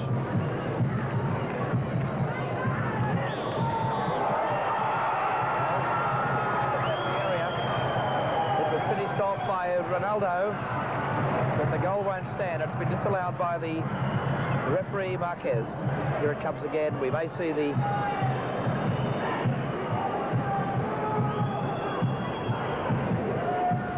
appear to be too much wrong with that, Murray. No, it was just a challenge there by Cesar. Didn't seem to be any foul, though. The referee's decision will stand, and Qatar still enjoy that 1-goal advantage that they have now for some 16 minutes. And now the yellow shirts well forward. Josimar, square. Yes! Ronaldo pulls one back. Well, a great piece of finishing there by Ronaldo. So after Ronaldo having been denied a goal just a moment ago, pulls back the equaliser in the 26th minute. It was great play by the number 7 Cacao, square by Josima, and there's some great finishing by Ronaldo. So he scores his second goal in the World Youth Championship for 1981. His first goal was against Korea in that 3-0 win in Melbourne. But there's the finishing with the left foot, and that gave the goalkeeper, Al Majid, no chance whatsoever. Now FIFA beaten in the air by his opposing number, Josima. Now Cacao hits it square. Liamar, away by Doham. And again, free on the right is Cacao. 4 men forward for Brazil. It's hit to the far post and headed over the top by Ronaldo again. And what a danger man he is up in that penalty area. With Bahia with 25. Played down the line, nice play by Qatar. The number 12 there is Al Zaid. Shot, yes! Qatar! Salman scores his second goal, and Qatar leads Brazil by 2-1. And look at the jubilation. The man that made it possible was Al Zaid. Salman finished it off with the goalkeeper off his line, and this really was good play by Al Zaid. He came down this right-hand side. He managed to deceive his defender there, Galvan, knocks it square, and Salman, great positional play.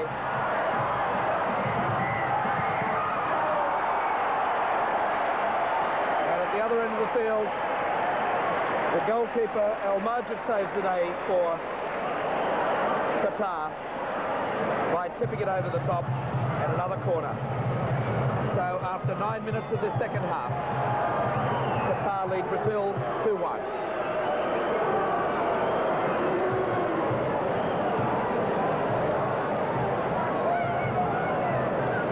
And now the corner taken by Brazil to the edge of that area. It's flicked onto the left-hand side for the number 14, Paulo Cesar, but he couldn't supply the cross. So it's worth watching this. It's a beautiful run there. Alberto just gets a touch there, but he knocks it square again. Gets a fortunate bounce there. There we see the second goal by Salman. Oh, striking the woodwork. That could have been a hat-trick to Salman. And they can't afford to leave him with any space on that left-hand side. Very acute angle. The goalkeeper committed, he was deceived, and it was interesting to note that the captain there for Brazil was back with an effort to clear that off the line. But Qatar denied by deflection off the woodwork. Now Brazil coming forward again. Desperation stuff for them right now.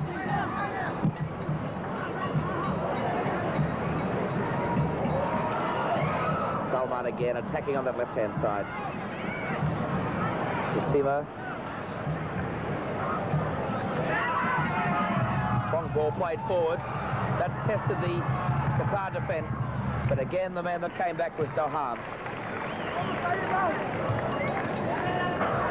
So now Brazil attack again through the number 17, Fordham. And again, corner conceded by the Qatar defence. By the very likely man at the back, Adabas. So despite their height disadvantage, corner taken, and that's in the back of the net. The equaliser by Ronaldo. The scores come back level. And the number 16, Ronaldo, scores his second goal, and it came in the 33rd minute of the second half. So the scores come back level. It came from the corner, taken out there by the Brazilians. Ronaldo got the touch. It came in off the aid of the woodwork on this near post. 35th minute mark of the second half. 2-2 the scoreline. Ronaldo again, shot. Oh, that just curved over the top of that far post. Well, what a danger man is Ronaldo. He scored both goals this afternoon for Brazil and could easily have made that goal number 3. Again.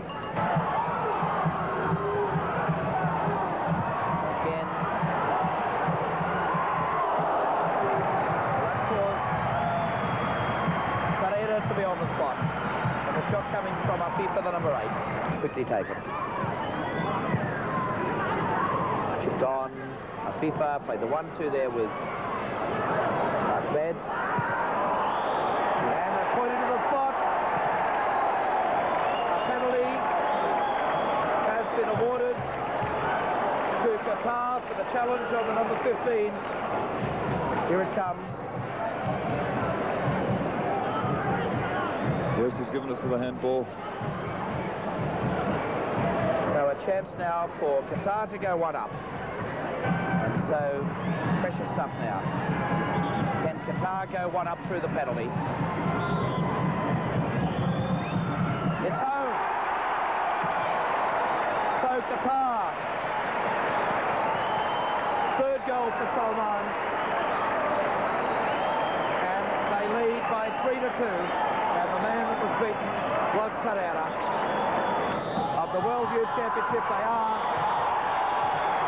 And just watch the reaction of the Qataris, a little country of no more than 200,000 people. And they have upset the dream of South American football in Brazil. And the man, the hero, totally unemotional there. Now he decides that it's his day. And that, of course, is Khalid Salman, the man that scored 3 goals to pilot his side into the semi-finals. Well, a championship of surprises, the understatement of 1981. The semi-final, that win by Qatar, means they now move to Sydney to meet England at the Sydney Cricket Ground, and the other semi-final is in Melbourne, with Romania playing the West Germans. Very difficult for us. We have some players in bad condition, injured, and I don't know, but I hope we play well. We are very happy in our condition, if in our position in the tournament. If you go in front, okay. If you stop here, we are happy too. No stop before the corners, no. No stop before the corners. No stop before the corners. How did it feel when you knocked Brazil out in the quarterfinal? Look, I'm very happy because my team win this game. Very sad because my country lose the game. But I think if you play many times against Brazil, if you play 10 times against Brazil, we lose 7 or 8 times, win 1 or 2 chances only. But this is our chance. It's good luck for us. No? And I know our football because I was coach from the national team in Tunis. This team from the youth tournament make very good competition there. I am disappointed with the team from Brazil because we like Brazilian, we eat more this team. But for us, very good because we win the game and we go in front in the competition. Well, luck or not, one thing is for sure, Qatar are there, and one of the men who was making his mark on the competition was the number 9, Badil Bilal. Johnny asked him if there was much reaction back home in Qatar. Oh, they was very happy, and the people, all of them, it wasn't. There was in the street, and my mother, she spoke with me in the telephone after the game, and she said, when the game starts, you can see no one in the Qatar, you see, no one in the street. But after the game, all the people and the children, even the women, you know, you see in my country, the women and the gays, they can't, you know, they're not allowed to go outside, you see. Even the gays and the women, they walk in the street and they are happy and they sing. And she said to me about 30 accidents after the game, you know. Now, you're all amateurs. How many of you would like to become full-time professional footballers? No one, I think. Because, you see, we like to play football, but we don't live for the football, you see. Well, the big day arrived for Qatar and England. The two teams who were tipped to drop out early in the competition were to meet at the Sydney Cricket Ground. England are in the white shirts, and just watch for the goal of the competition by the man we just saw, young Badil Bilal. England players to run at them, well cut out by Webb. filling in beautifully in this left-back position. Now there's room here for Wallace to get into the penalty area. Wallace might have a go here. Good run. And significantly, it was all started by Neil Webb's interception at left-back. Got a chance to come at his man, though. Edan, he didn't look too happy in the challenge. A shot from a distance, no real power in it at all. But they're on the move. Cook, who hasn't been in the game yet, pumped forward, and Small must get onto this one. But the linesman's flag had gone up again, so a free kick to Qatar.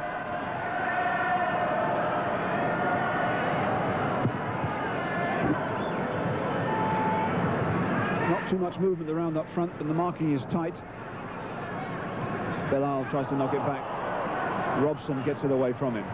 Through the hole, Robson's got to go hard for this as Afifa challenges. It's coming wide. Al-Muhammadi can't get the back heel in, and it should be picked up by Kinsey. But they're giving the ball away at the moment. The pattern isn't quite right for England.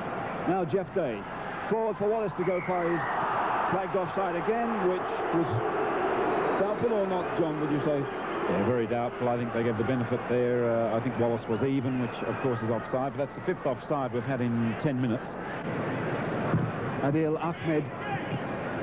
Robson couldn't cut it out. Greenaw's in there to knock it over there to the right to Al-Sada. Al-Sada going at Webb. Al-Sada in a good position, and that's a corner. So a corner to Qatar. Bilal is right at the back of the box. He leaps for that. He doesn't get it. It's picked up here by Afifa. Bilal, a good shot. Oh, that's a fantastic goal. That's Bilal with the best goal of the tournament so far. As this corner comes over, it comes out to Afifa. He just knocks it back in, hopefully. That's not a direct, a good cross. But what about this for an overhead one from Bilal? A marvellous goal. The corner not satisfactorily cleared at all by England. Didn't get a real challenge in the air. There's freedom here for Afifa, but this is pure skill and a great piece of execution. Bilal turns it into Allen's path. Mayouf getting it forward. Cook has dropped back, and there's a lot of space here now for Allen. Who's he going to find? Attacking the defence, trying to get one through, and it's a good ball. Day, and a shot which was challenged as he went for it, but it was a good run through, and one of the youngest players in the side, Jeff Day, who's 17, is being as positive as any of the experienced internationals here. Good ball, though, from Allen, and an expert challenge from the Qatari midfield player. Corner then to England. Men to look for, number 14 and number 16. Michael Small, 16. It's a deeper one as Small comes in for this one. Gets it. Wallace. Oh, it's just over. That was almost a repeat of the Fadir Bilal goal.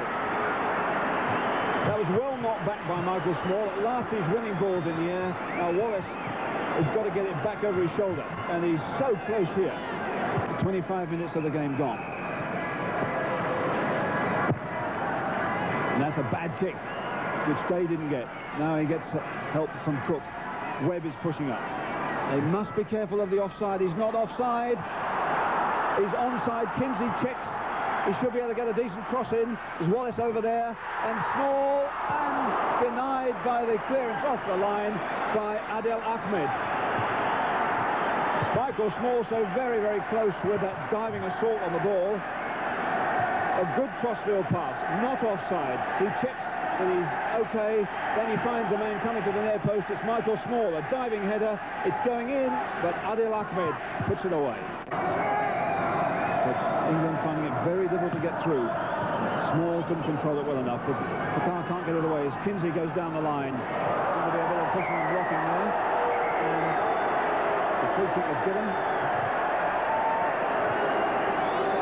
And the kick to be taken by Kinsey with Michael Small at the back of the box.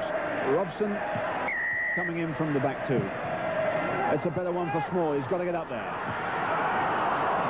Well, he got up there all right, but the direction wasn't good. But that means there's a gap in the middle, and that's where the throw goes.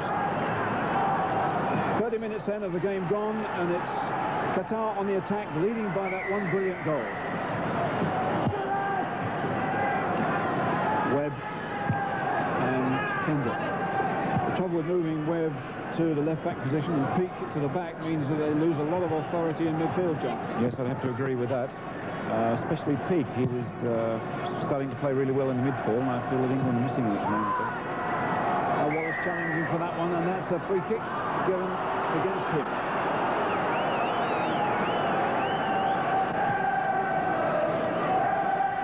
So this semi-final has the underdog leading by 1 goal and on the attack again. In goes Peak. Still Qatar though. Afifa challenged well by Allen. Forward goes Wallace. Wallace has got the speed. Wallace is through and down he comes. Just another inch or two and he'd been away.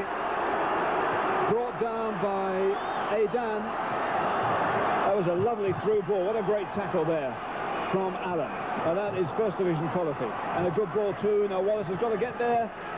He did, but so did the defender late.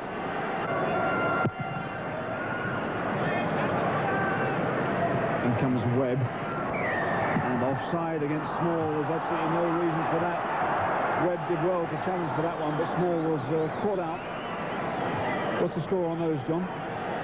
Number 13 at the moment. 13 offsides in 37 minutes. It's quite a lot, but it's obviously the plan laid by Evaristo, with 3 or 4 players queuing up outside the penalty area. Well won by Robson. Robson coming again. Nicely put into the path of Paul Allen. Out on the left is Cook. Small's got to keep onside. That's really panicked away here. Wallace forward. And space out here for Kinsey. Surely they must make this count at one stage. So Small. Oh, what a fantastic shot. And a save.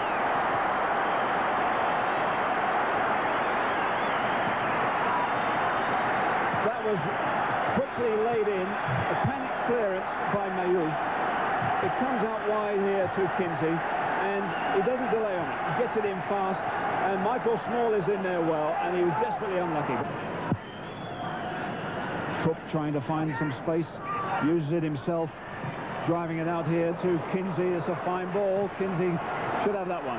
Now Wallace is with him. Wallace is ducking out to the right. Here's the ball for Wallace if he can get there. Good challenge though by Samer Almas.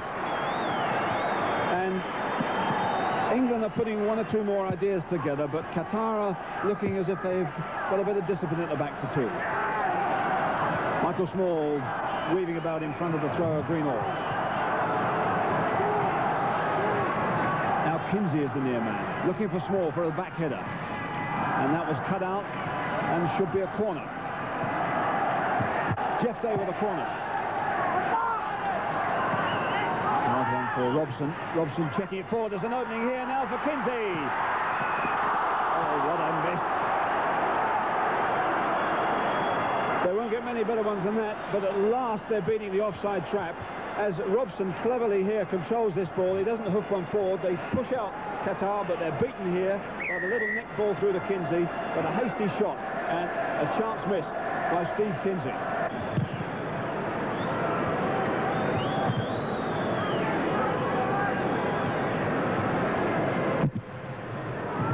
And now they're battling a bit more, but rather more than the referee would approve of. And Allen is penalised. Down goes another Qatari.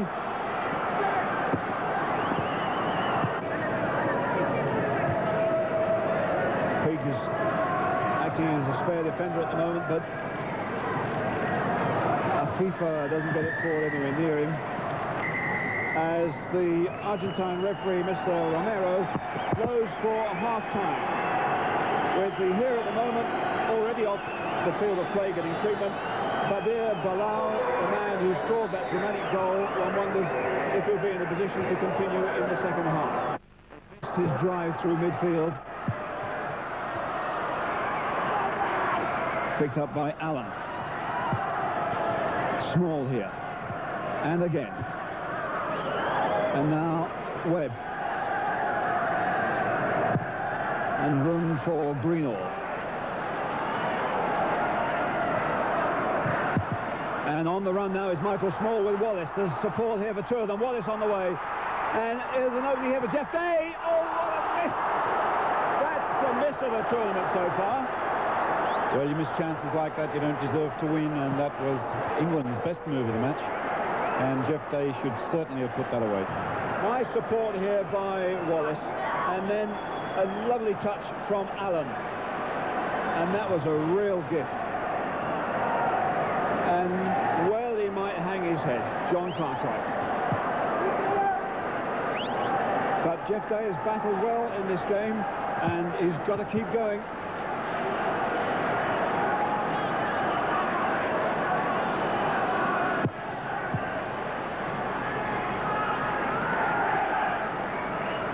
"15 minutes of the second half gone. England coming forward, but England missing chances.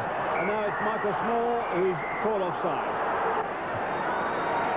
Evaristo, the coach, and the doctor are looking a bit anxious, but the referee taking no notice whatsoever.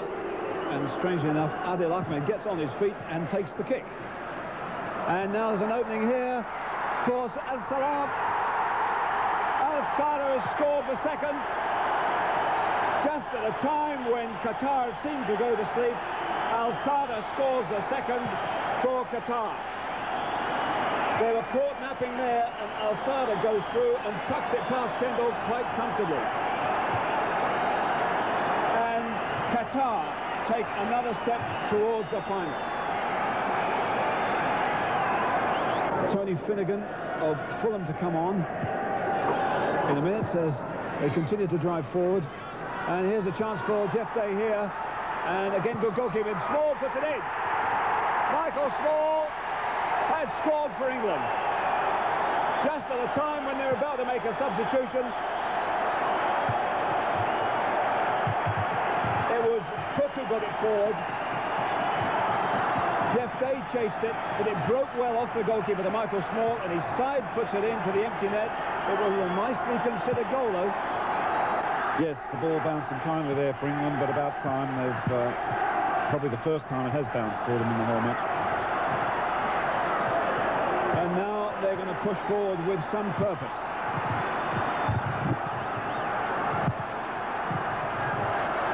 Michael Small is fouled. Whistle goes 3 times.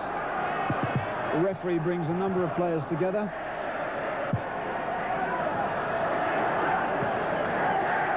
Mohammadi. Peak. Keeping the ball away well from Al-Sada, but Al-Sada keeps going. And there's an opening here for Badir Bilal, and there's a penalty. It hit the player's hand quite definitely, and Badir Bilal has earned Qatar a chance to seal this one. Greenall's hand goes in on that one. The referee says yes, points to the spot, a penalty for Qatar. So Al-Mohammadi with a tremendous opportunity for this tiny Persian Gulf oil state. And another chance, and he gets it. But he doesn't, because there are players in the penalty area, and that's been disallowed, and it's got to be retaken, has it? What's happening here? Get it down here, please. Well, that was an amazing miss. Takes it again, stuffs it in, but the referee has said that's a free kick, and a free kick has been taken, and England are let off the hook.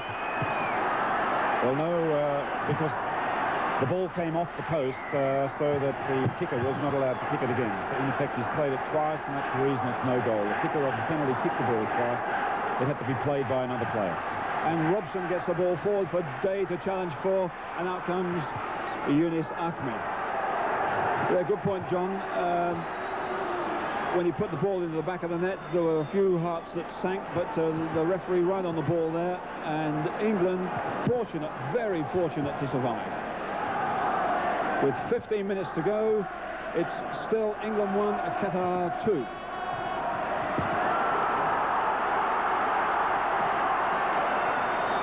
Wallace is supporting Webb. Webb is going on his own, but it's too much.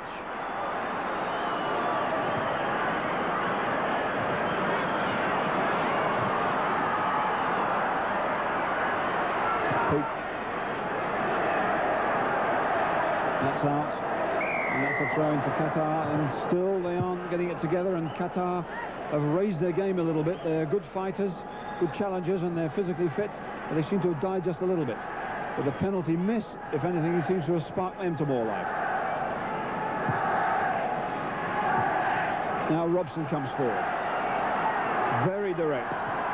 And a good ball to Wallace and offside. Substitution then with Tony Finnegan coming on and Jeff Day coming off. Obviously an attacking ploy, but a little bit of rearranging too. But they're going to need more than a bit of luck with only 6 minutes left. And they're trailing by 2-1, and a chance here for Qatar. No chance now, though, as Kendall sees it out.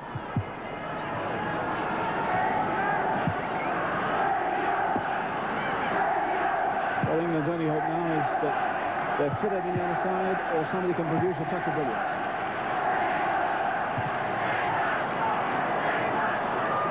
Neil Webb picks that one up. Thundered forward, he's onside. The goalkeeper's right out. It's Allen to get one in. It's not going to go in. It's put out by Mayouf. And Allen, desperately unlucky there, but he's hurt in the process. And the game's got to be held up. Lovely ball forward. Allen not offside this time. He lobs one over the advancing goalkeeper. Now all he's got to do is wait as the goalkeeper clatters him. But it's Mayouf racing back, and a marvellous rescue. And now it's less than 3 minutes for England. Wallace goes for that. Back for Neil Webb. Through the middle for Cook. And here goes Wallace. Handball.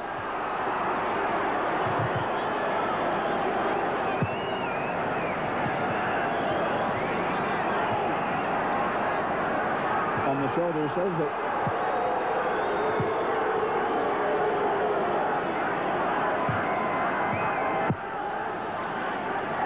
another yellow card there for Qatar. Seems to be a bit of waving about it now.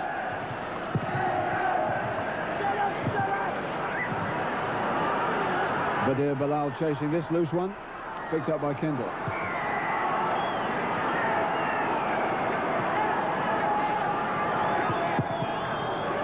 The booking there was for Danny Wallace. And that'll be bad news for him if they get to the final. He doesn't look likely because that's his second booking. But here's Michael Small here. Good cross, but not a particularly good opening, as it's well cleared into the path of Mohammadi. And that's a good ball forward to Al-Sada. It's 2 against 1 here. Al-Sada trying to set it up for Badir Bilal. And Pete wins it. But not that he can do much with it. And now it really is a problem for England because they've given the ball away, and this should be in.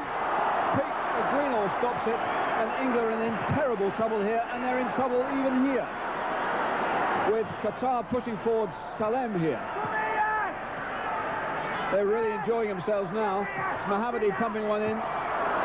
Greenall gets it away, but there are 3 Qatari players in there as Finnegan breaks a foul, and then it breaks down because Finnegan couldn't get by. But now it's less than a minute left as England pile forward for that equaliser. Webb forward, there's an opening, he's offside yet again. As Allen puts it in, the flag had gone up long before. No way would it count.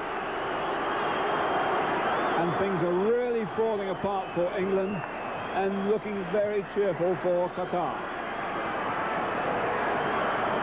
What an amazing story this will be as he warms up for the final celebrations. He knows that it's 90 minutes up now, we're in stoppage time, and indeed we've had plenty of that, and he's not allowing a single second of stoppage, and the celebrations for Qatar begin. They cannot believe it. This tiny oil state of just 250,000 population have won through to the final of the World Youth Championship. Well, Qatar 2, England 1. And an elated Qatar go into the final, and a disappointed England go to Adelaide for the playoff for the bronze medal. We'll be back after this break with the highlights of the second semi-final between West Germany and Romania. Tez on the right. Goalkeeper off his line, and Tez chips, and it's over the top. So with the goalkeeper committed there, it was Antez, the man with the finishing touch. After an impressive build-up through Stevens, and Romania can consider themselves very, very lucky that they're not down by that odd goal after just 14 minutes of this first half. So 15 minutes gone in this semi-final, still no score. Messi Rednik, the number 5. Played in his space by Anjuk. The ball across the area again, but cleared away by Trieb. Up goes Herbst, won the battle in the air. That's freed Antez again on the right-hand side. Volfart's going to the far post. Also the run made by Herbst. Herbst with the shot that again forces Lawson to go well to his left. But unfortunately for West Germany, his shot wasn't on target. And the score still remains at 0-0. But certainly Antez again free on the right. Herbst really did well here to control it. But his shot went past that far post. And again, the second attack launched by West Germany in the space of 60 seconds. But it fails to produce the required finishing there by Herbst. Gabor came back inside Winkelhofer to the far post again. Zamfir's there to meet it. Heads it square for Sertov. And a brilliant shot by Sertov that's well read by the goalkeeper, Fordham. Zamfir did very well on the far post to knock it back square. And the bicycle overhead kick by Sertov. But look at the great positional play of the German goalkeeper, Fordham. This is how he saw it. The receivers, the touch out on the right for Antez, robbed by Ilie. That's freed Gabor again. And now Zamfir came back inside. And the man that was forced to defend was the number 3, Smitskunz. And the Germans showed, particularly in the match against Egypt, that under pressure they certainly have some weaknesses. They again showed it after leading Spain by 3-0 at Canberra, that they allowed Spain to score 2 goals and come right back into that match before the final goal that made it 4-2 really saved the day for the West Germans. And again, Fordham forced to dive to his left-hand side. And again, it was Zamfir was the man that pressured him.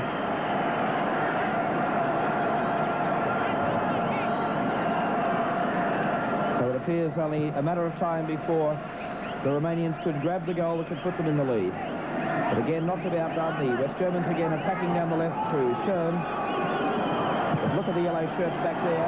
Volfart was the man that arrived. And really the first effective chance in the second half for the West Germans. And Volfart was the man that got there, but only managed to head it over the top.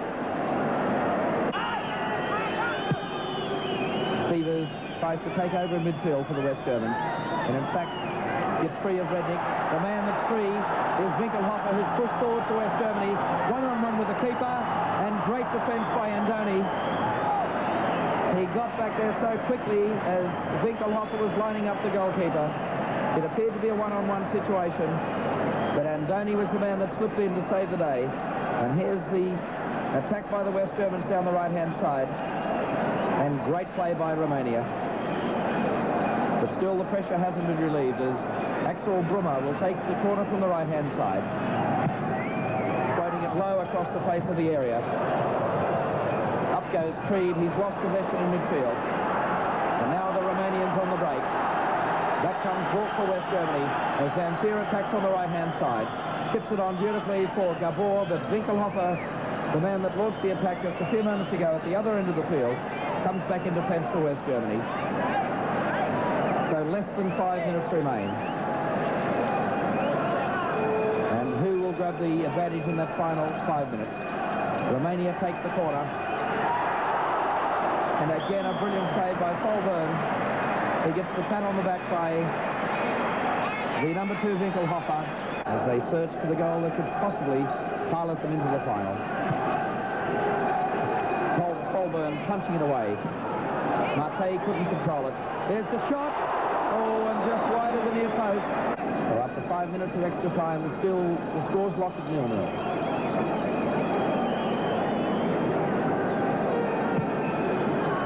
Severs, an industrious worker in midfield. So too has been the number 6 Ilie, who really has involved himself, particularly in the second half.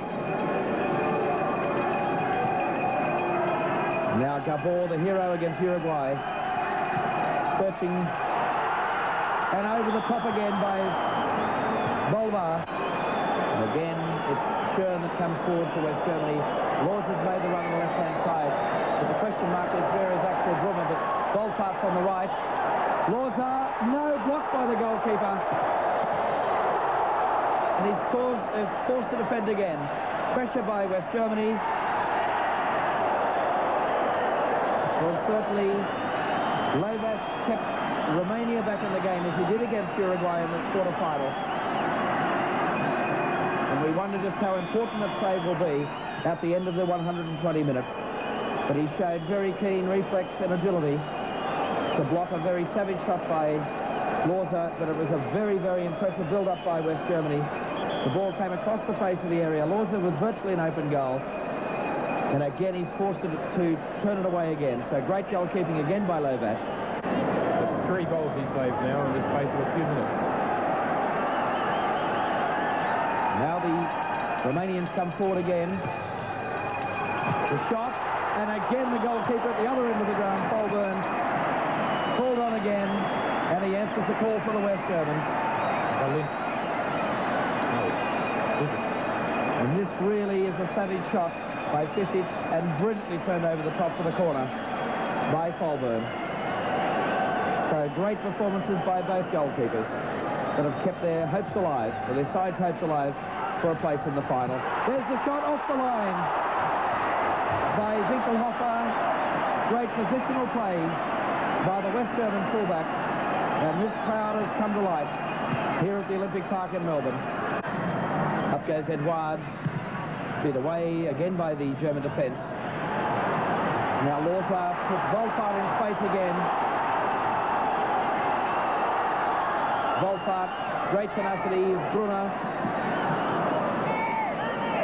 And again the Romanian defence equal to the task. But a corner has been conceded.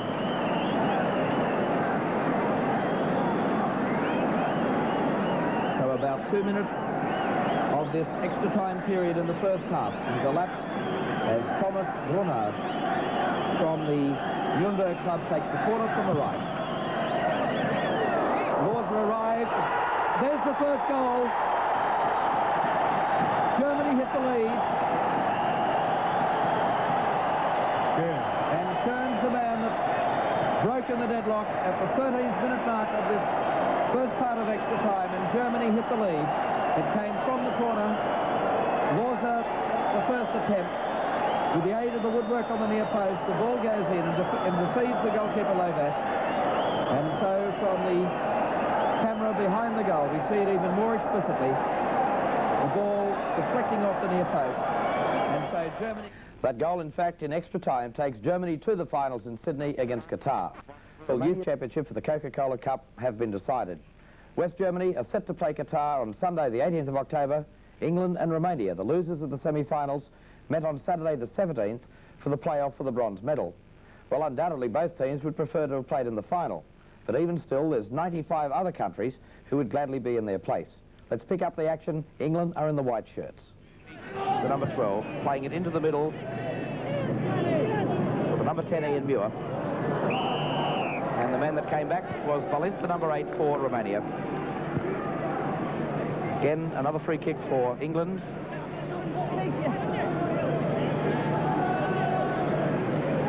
Engage is the man that goes to the edge of the box. Robson has come forward for England, the number 14. Harry, brilliant play by Lovash. Well, that's exactly what we were speaking about the reflex of the Romanian goalkeeper. He did, in fact, parry it. The number 10 got there, Ian Muir, but again, a fine reflex by the Romanian goalkeeper. Now Gabor tries to flee himself on the left-hand side. Straight down by Greenwald. Left foot cross coming in, And that was a super cross that came in from Gabor. The man that arrived was Surtov, but fortunately for England, it was cleared away. And this really is a savage left foot cross that comes in, finding Zamfir on the right-hand side for Romania. But Paul Allen wins back possession for England, playing it forward for Cook. Muir. And how England didn't score then, one will never know. But Lovash was the man that came forward to narrow the angle down again and actually forced the error on the young man from Queen's Park Rangers, who really has had two ideal opportunities to score for England in a half that's just 18 minutes old. Gabor, square, Zamfir, and the challenge obviously by Andy Peake, the England midfielder, sees the free kick go to Romania. And I know only too well that John Cartwright would be aware of what a shot this man's got. And Romania very unlucky that they don't go one up. But what a brilliant free kick again. This is the view that the goalkeeper Gosney had of it. And look at the way that he bent it over that wall, only to hit the woodwork. Augustin Edouard from the Aj Vitesse Club in Romania is the man that gave away possession to England. Back heel for Webb, shot by up. And again Lovash down low to his left-hand side. That's Peake. Dispossessed by Gabor. He attacks down the left-hand side. Sertov has made the run. Gabor with great skill. Mesmerising the England defence at the moment. Brilliant play. Great play, and eventually the foul. Well, the England defence that time was certainly shot to pieces by the very talented, fabulous Gabor. This is the type of player England need up front. Gabor, the man that hit the woodwork from a similar position about 8 minutes ago. The shot, and that's it. So Romulus Gabor scores his fourth goal. The second and the third in the space of a week. And that was a savage left foot shot that left goalkeeper Gosney no chance whatsoever. And so Romania go one up after 36 minutes of this first half.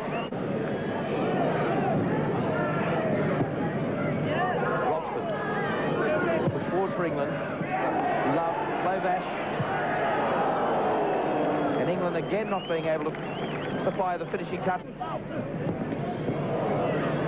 Referee Mr. Lund Sorensen allows play to go on. That's Allen that takes over for England, the number 2, and captain of this England team. To the far post. Gaze. And Gage over the top again. So another member of this team that's making his debut in Australia appreciates that beautiful ball that came in from Paul Allen. Joseph Lovash driving it away for Romania. Target man was Sertov. Gabor. And he's laying prostrate inside that penalty area with the collision with the advancing goalkeeper for England, Andrew Gosney. But again, some indecision, Tom, in the back for the England team that could well have led to Romania going 2 up. We've got just 27 minutes of play left in the second half to try and pull one back. Cook, back heels for Webb. Shot easily blocked by Edouard. Now Day with a shot that tested the goalkeeper. Cook rounds the goalkeeper. Square, Webb, no. Corner conceded. England just can't put the ball in the back of the net. And what activity we saw in the Romanian goal mouth right there. They deserved a goal that time. The ball carried by Lovash was slow to regain his feet. It was good work here by Cook. As he rounded the goalkeeper, he knocks it square. Webb was on the receiving end of it. The ball's blocked and finally cleared away by Marty. Now Gabor free on the left-hand side. Has Banfield to contend with just outside that area. Zamfir's made the run to the far side. Zamfir got the header. And well parried. And finally saved by goalkeeper Gosney. But that was a delightful ball from the outside of the right foot by the number 15 Fisic. And look at this diving header as he freed himself with the defence of Southey.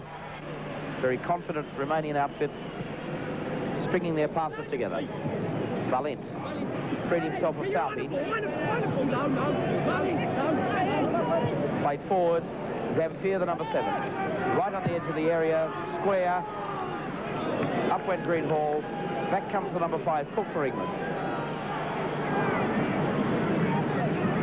England are going to pull the game back to level terms. Now they have less than 3 minutes to do it. This could be it, Muir. No. By Lovash. And is that the end of England? Young Ian Muir has had at least 3 chances to put the ball in the back of the net for England. Probably no greater chance than this. And the angle narrowed down by Lovash, and Muir's shot goes wide. And that's full time. Romania have won the bronze medal for the World Youth Championship for the Coca-Cola Cup by defeating Romania by 1-0. The goal coming in the 36th minute of the first half, scored by Romulus Gabor, his 4th of the tournament. And so Romania have won the playoff for the 3rd spot, and a pleasing moment for their coach, the man in picture there, Constantine Chernior. And so the very coveted bronze medal to Romania, and thanks to the wizardry of the number 11 Romulus Gabor. John, we haven't produced a Maradona, but Gabor really thrilled the crowds. Well, he was the closest to Maradona, won the best player of the tournament, and I just think he displayed so many fine close skills. That's something that should be imitated here by our younger players here and by the coaches here, not to coach out of boys the expression of wanting to dribble and to take people on. Players who can, in 1-against-1 situations, who can beat their immediate opponent are worth gold. And in junior soccer here, we should encourage that type of play with our kids. John, the England side, their build-ups were impressive, but in front of goal, right through the tournament, left a lot to be desired. No, I think they obviously could have gone further if they'd have been more deadly in front of goal. Okay, well, we'll be back after this break with the event that the whole world's been waiting for, the final of the World Youth Championship for the Coca-Cola Cup. In '81, the final day is upon us, and the culmination of 2 years of preparation for the 2 teams. The whole world awaited the outcome of this day, with a game that will be viewed by close to 600 million people throughout 54 countries, and in fact the largest audience for an Australian event since the 1956 Olympics. And now to the big day, the biggest day in the history of Australian football. But it was to be a very wet and dismal Sydney cricket ground that greeted the FIFA officials and our crew as they prepared for the big event. Break it, it must go. Get rid of it. So what do you think? There's more rain. It was an event that took much effort on the part of Network 10 and the host broadcasters, with 32 games played in a period of 15 days, with some 8 games on at the same time.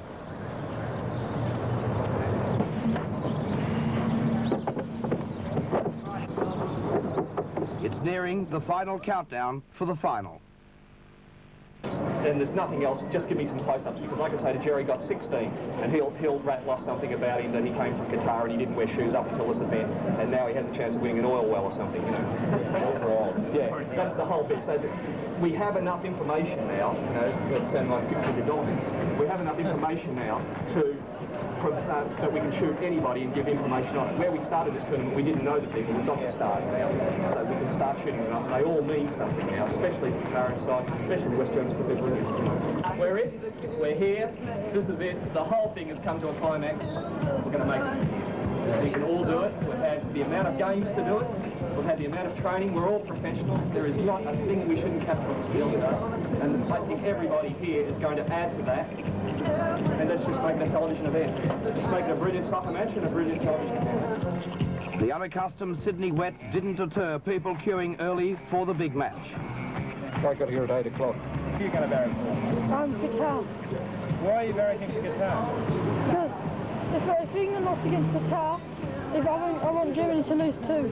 I come from Australia. I'm following West Germany because I think they're a more disciplined side. They take it more seriously than the Qatars.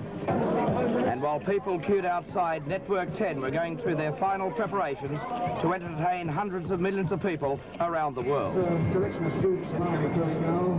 The best publicity agency in the state of Qatar has had in its 10 years of independent history. The great tribute to the country's commitment to sport. They've already played 5 finals. They've won impossible 3 times by beating Poland, Brazil and England. So another miracle isn't out of their reach.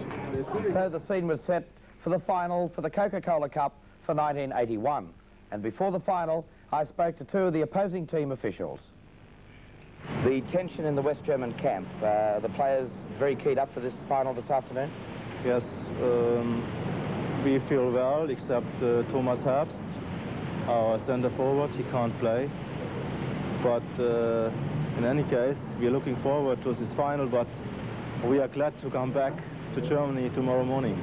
Okay, but obviously the confidence is there. You think West Germany can go on and win the Coca-Cola Cup for 1981? Yes, I think so. Joseph, what has been the reaction of the people back home, the fact that Qatar have reached the final of the Coca-Cola Cup? I think all people in Qatar and in Arabian world is very happy because, you know, in Qatar we have just 200,000 population, and of this 200,000 we have 11 players go play in final in World Cup.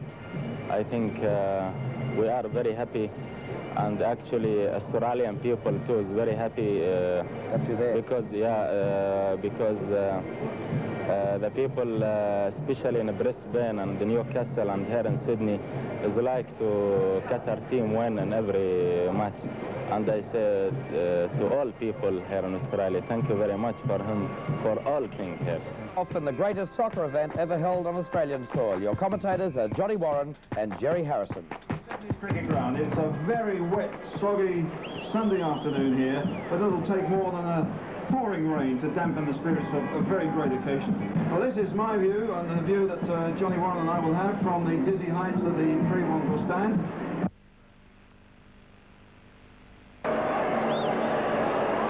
And out it goes. This is a very, very big pitch. It's 120 yards by 80, and this will surely be the biggest pitch that any of these players have played on. Of course, Qatar with the advantage of having played it once already. And there's an opening here for West Germany already. They're looking for a bit of support, and Antis should have been there to knock that cross in from Wolfart, but nobody there, and the offside trap beaten very succinctly there. A check that he was onside. He was, but there was nobody there to help him. Getting it back to Zorc. They've pushed up, leaving, of course, a lot of dead ground, which the goalkeeper comes out well to cover. Goalkeeper has to be pretty busy in these circumstances, Johnny. Yeah, especially playing the offside trap. He has to act as the additional sweeper, which he does, the Qatari goalkeeper does quite well. But already the Germans appear to have done their homework on the offside trap, and they've it's been set 3 times and they've broken it twice, so it's going to be up to the Qataris to counter this. They're putting the squeeze on them there, and they're in a bit of trouble. This is good play. And there's a chance here for Wolfart, and the tackle just came in time. But they were definitely caught. Qatar couldn't get the ball away. A FIFA was caught. It's an excellent challenge here by Schoen, and inside to Wolfart. He should have hit a better challenge, and out it goes. Zorc gets to it, and there's Bilal going for the shot, deflected, coming out to Al Mohammadi. Al Mohammadi wins well. He's done a good job here. Got a good left foot too. Al Mohammadi getting in well, and the stretching foot of goalkeeper Fordham saves West Germany. Excellent work by Al Mohammadi though.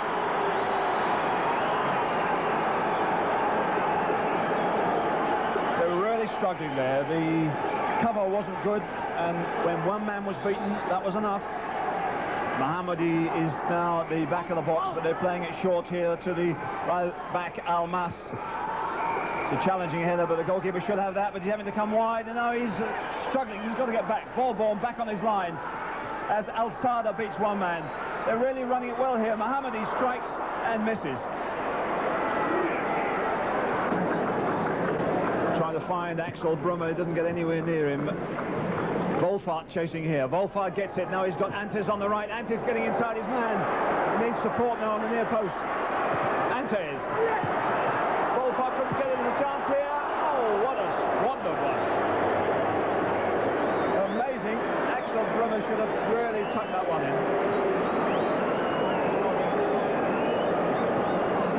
Antes did a good job here.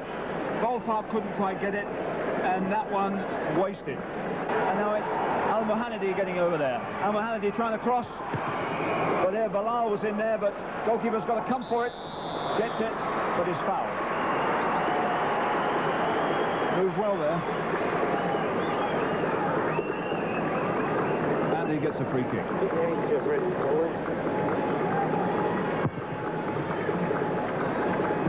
Mohammed misses it, and Volpart is away here. There must be a chance for them. Volpart is through. Goalkeeper out. Good goalkeeper now. Axel Brummer just couldn't get it before Mayouf got it to him. But still, Qatar can't clear it.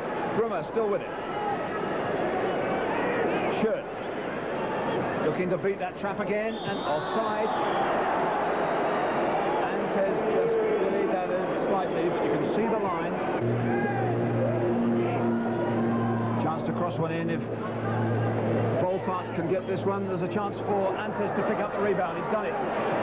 Antes the cross, it's a good one. And an opportunity now for Sievers. Oh, what a brilliant save that was. Absolutely superb by Yunus Ahmed. And Sievers, the man motoring through from midfield, denied there by pure brilliance. But the corner is on. Ahmed getting in there again. Powerful punch, but not out of danger yet. And offside there. Mayouf thumping it back through the water. Lerzer, nice touch. Sievers. Axel Brummer. Should have a touch of speed here. He should be able to get past his man. Brummer still with it. And a chance here. Oh, and another brilliant goalkeeping. The captain, Ralph Lerzer, came in. What a superb play, but in fact, as Brummer won this challenge after he beats Adil Ahmed, Lerzer should have buried that. He was off balance, and the goalkeeper clutched a difficult ball well. But a missed chance there by Lerzer. Oh, that's a risky, dangerous ball, and this short, casual play could be the downfall of either side, but Zorc does well to get it to Axel Brummer. Again, using his speed, down he comes on the edge of the area. And Al-Mohammadi, Al-Swedi rather, is having a few problems with that fella.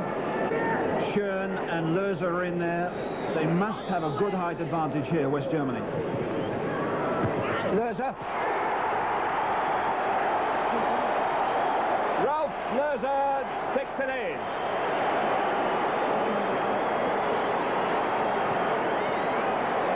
The advantage certainly was there. He didn't really have to leave that much to it, but in it went, and there was no real challenge there. The goalkeeper really struggling with this one. Good leap, in fact, and good direction too. And that's 1-0. And he's in trouble as the ball is still in play, and West Germany keep coming forward.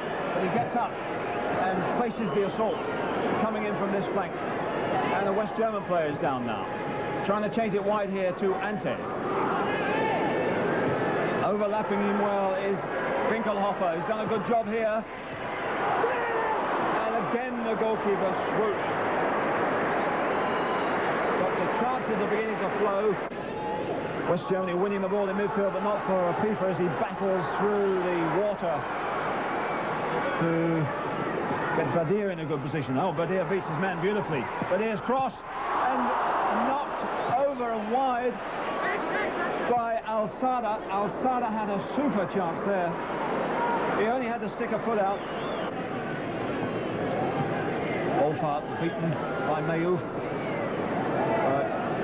Forward comes Sievers again, trying to get one through the middle, and they're away. They're onside, and it's Volfart with a chance for number 2. Goes. Roland Volfart beats the offside trap. Well, Qatar were protesting about that. They're still protesting. They're going to the linesman to say, what about the offside? But was it or not? From this angle, we can't see. The linesman says definitely not. And away goes Roland Volfart. He's got time, and he picks his spot well. Yes, from this position, Jerry, it wasn't offside, and that's the danger that Qatar have run throughout the whole tournament, that a team who do their homework, such as the Germans have, and beat this offside trap, and they pay the penalty now with this excellent second goal. And still still the protests continue. The linesmen being surrounded, the referee saying, let's get on with it, because I'm saying it's a goal, and it's 2-0. And Qatar in danger of cracking up, and this is where Evaristo, the Brazilian coach, must control things. Still the protests go on. For world youth supremacy. The next 45 minutes was to decide their fate as we pick up the action of the second half. Salem gets it wide to Mohammadi, picked up well by Sievers, and away goes Axel Brummer. Inside him is Wolfart. Brummer getting down to the line. Wolfart's going to be pulled back, and that was an obvious free kick. Is it going to be a booking? If it is, there's going to be trouble for somebody, because he's been shown the yellow card once, and a free kick. Lerzer and Schön are in there with Wolfart. Axel Brummer on the near post. Axel Brummer leaps, and Wolfart going for it. Puts it in, but handball, says the referee.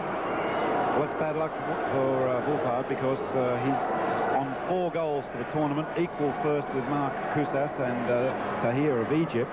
Support here by Zorc. acres of space for Antes. Wolfart gets to the near post. Here he is. Oh, hit the bar, and Brummer hit the bar. Zorc, and it's still going. Schön deflected away, and how did Qatar survive that little lot? Pure luck. Twice they hit the woodwork. What an amazing series of incidents as Antes gets it forward. That was Wolfart, that was Brummer, and this is the corner, and it's off the line. And a miss, and away by Afifa, and still they're in trouble. On the goalkeeper holds like the one like a hot potato. Winkelhofer, a nice ball down. And away goes Lerzer, and here's a chance here now for number 3 by Wolfart, and again the goalkeeper superb. Wolfart should have wrapped that one up.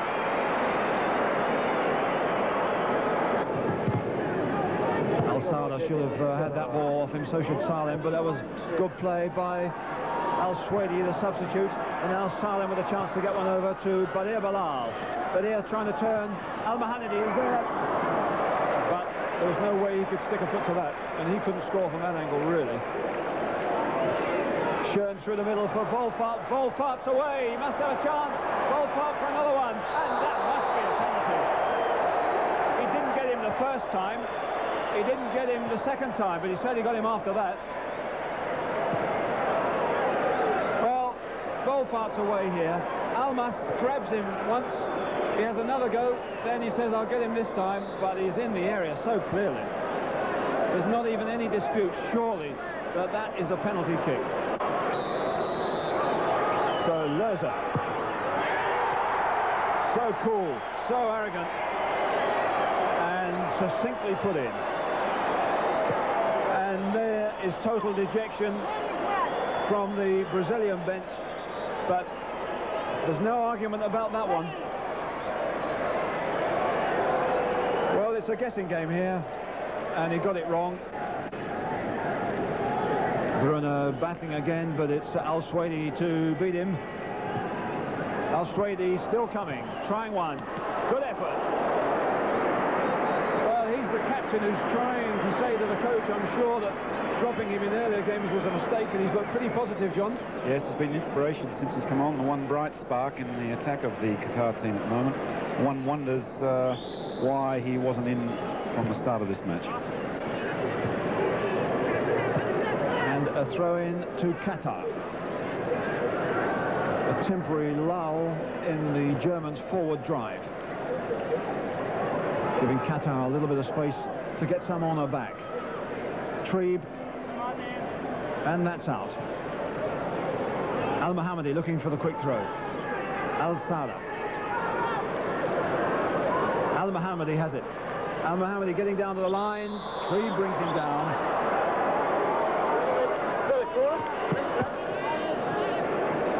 And a free kick to Qatar. Al-Sada gets himself onto the near post. Badir Bilal. And that's Badir Bilal leaping over the top, touched by goalkeeper Folborn. And that'll be a corner. Badir Bilal is on the penalty spot. Goalkeeper leaps, catches well, couple of nudges, that doesn't bother him. And still they come forward. Flicked on well by Al-Mohammadi. Badir Bilal, the number 9, is really working so hard. Al-Sada trying to change it over there to Afifa.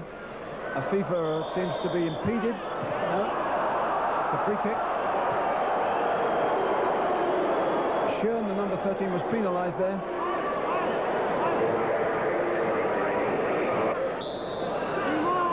Is this too far for a direct free kick? Let's see. Chipped up into the space. Well headed away by Schmidt-Kunz.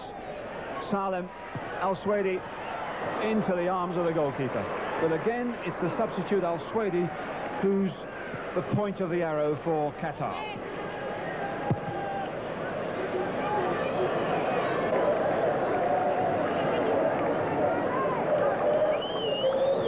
It's poured down from the minute this game started, indeed for the few hours beforehand.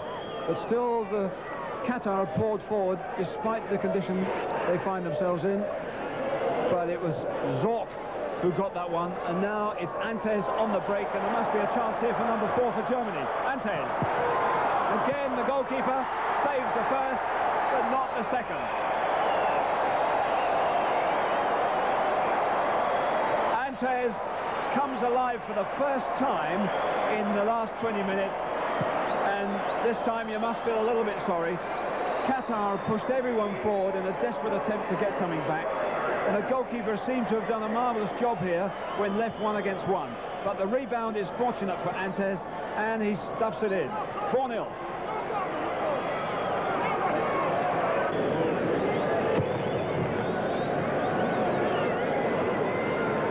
Double cover there. And it should be easily set up for Schön, but that's a giveaway to Badir Bilal. Bilal doing well here. Good cross. And a nice touch. And wide. They're desperately unlucky. Al-Mohammadi there. The goalkeeper was dead and buried. A nice bit of work by Badir Bilal. A little touch by Al-Mohammadi. Goalkeeper couldn't see it. As we passed the 90-minute mark with a score 4-0, a German player went down when somebody tapped his ankle. As the referee says, I'll have the ball, it's all over. Dejected figure of the Qataris, the delight of the Germans as they exchange shirts, and a smile from Dietrich Weiser, the West German coach. The champions, 1981, West Germany.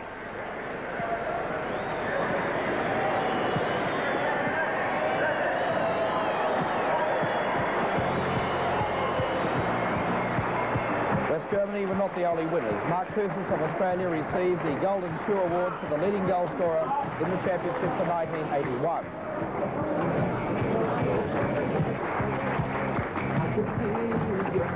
I could see the games you play. Ain't it something to remember? I could hear you calling to your friends. How it all started. It's pretty sad that it's all over, but we've had a great 3 weeks. Yeah, I think for all sports fans in Australia, it is very sad it's over, but it's been a tremendous tribute to Australian sport, and particularly soccer. Obviously, one of the things that came out of it, as we spoke about earlier in the program, the great advancement for Australia.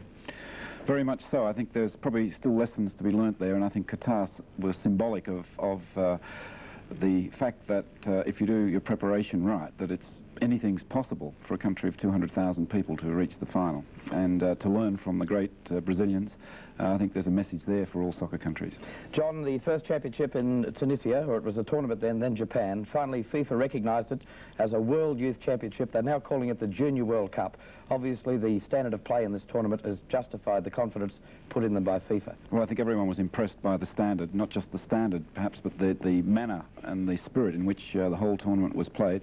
It's a natural progression with this World Youth Championship now every 2 years leading into the World Cup, and you see a player like Argentina's number 3, Gordillo, is now in Menotti's Argentinian World Cup squad, and there'll be a lot more players I feel sure we're going to see in Spain, but also in '86. And for Australia's point of view, of course, this youth team, the guys that did such a tremendous job, will be the basis for our '86 World Cup challenge. John, the international press writers and commentators voted Romulus Gabor as the player of the series, followed by Michael Zorc of West Germany and Roland Wolfart of West Germany. And certainly I think they've done a great job there because they were 3 of the outstanding players of the tournament. I don't think anyone would dispute the choice of the top 3. I was hoping, of course, and it's unfair probably to single out any of the Australian boys, but I thought Paul Kay may have just got in there somewhere. John, the fact that the Australians won the Fair Play Award, that was a great way for them to finish the tournament after winning the imagination of the crowds. Yes, I think it's a credit to the coach and to the players that they were able to put on such a good show and play the game in such a fair spirit. Well, as we look back, obviously it was free from politics. It was a great sporting event, one that we'll remember for probably the rest of our lives, the biggest sporting event in Australia since the 1956 Olympic Games. And a tremendous honour for soccer, I think, to repeat what we said earlier. It's now the ball's in soccer's court, if you like, and it's up to soccer now to convert the tremendous amount of enthusiasm and potential that this World Youth Championship has exposed. John, thanks for joining us on the program this afternoon to wind up our coverage on Network 10 of the World Youth Championship. We obviously look forward to the next tournament in 1983. OK, well, I hope you've enjoyed it. This has been David Fordham for Network 10, signing off from the World Youth Championship for 1981. I can see you, I can see the games you play. In the sun, ain't it something to remember? I could hear you calling to your friend. Everyone, it's the time to be together.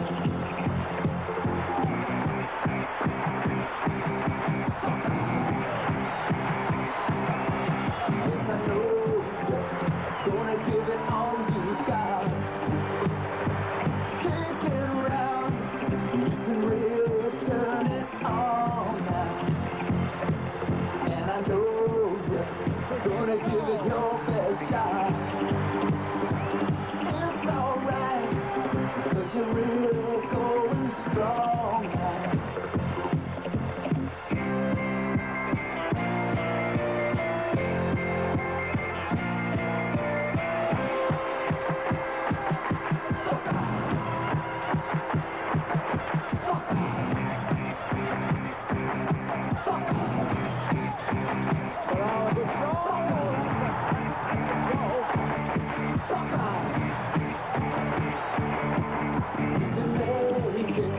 It don't matter where you're from.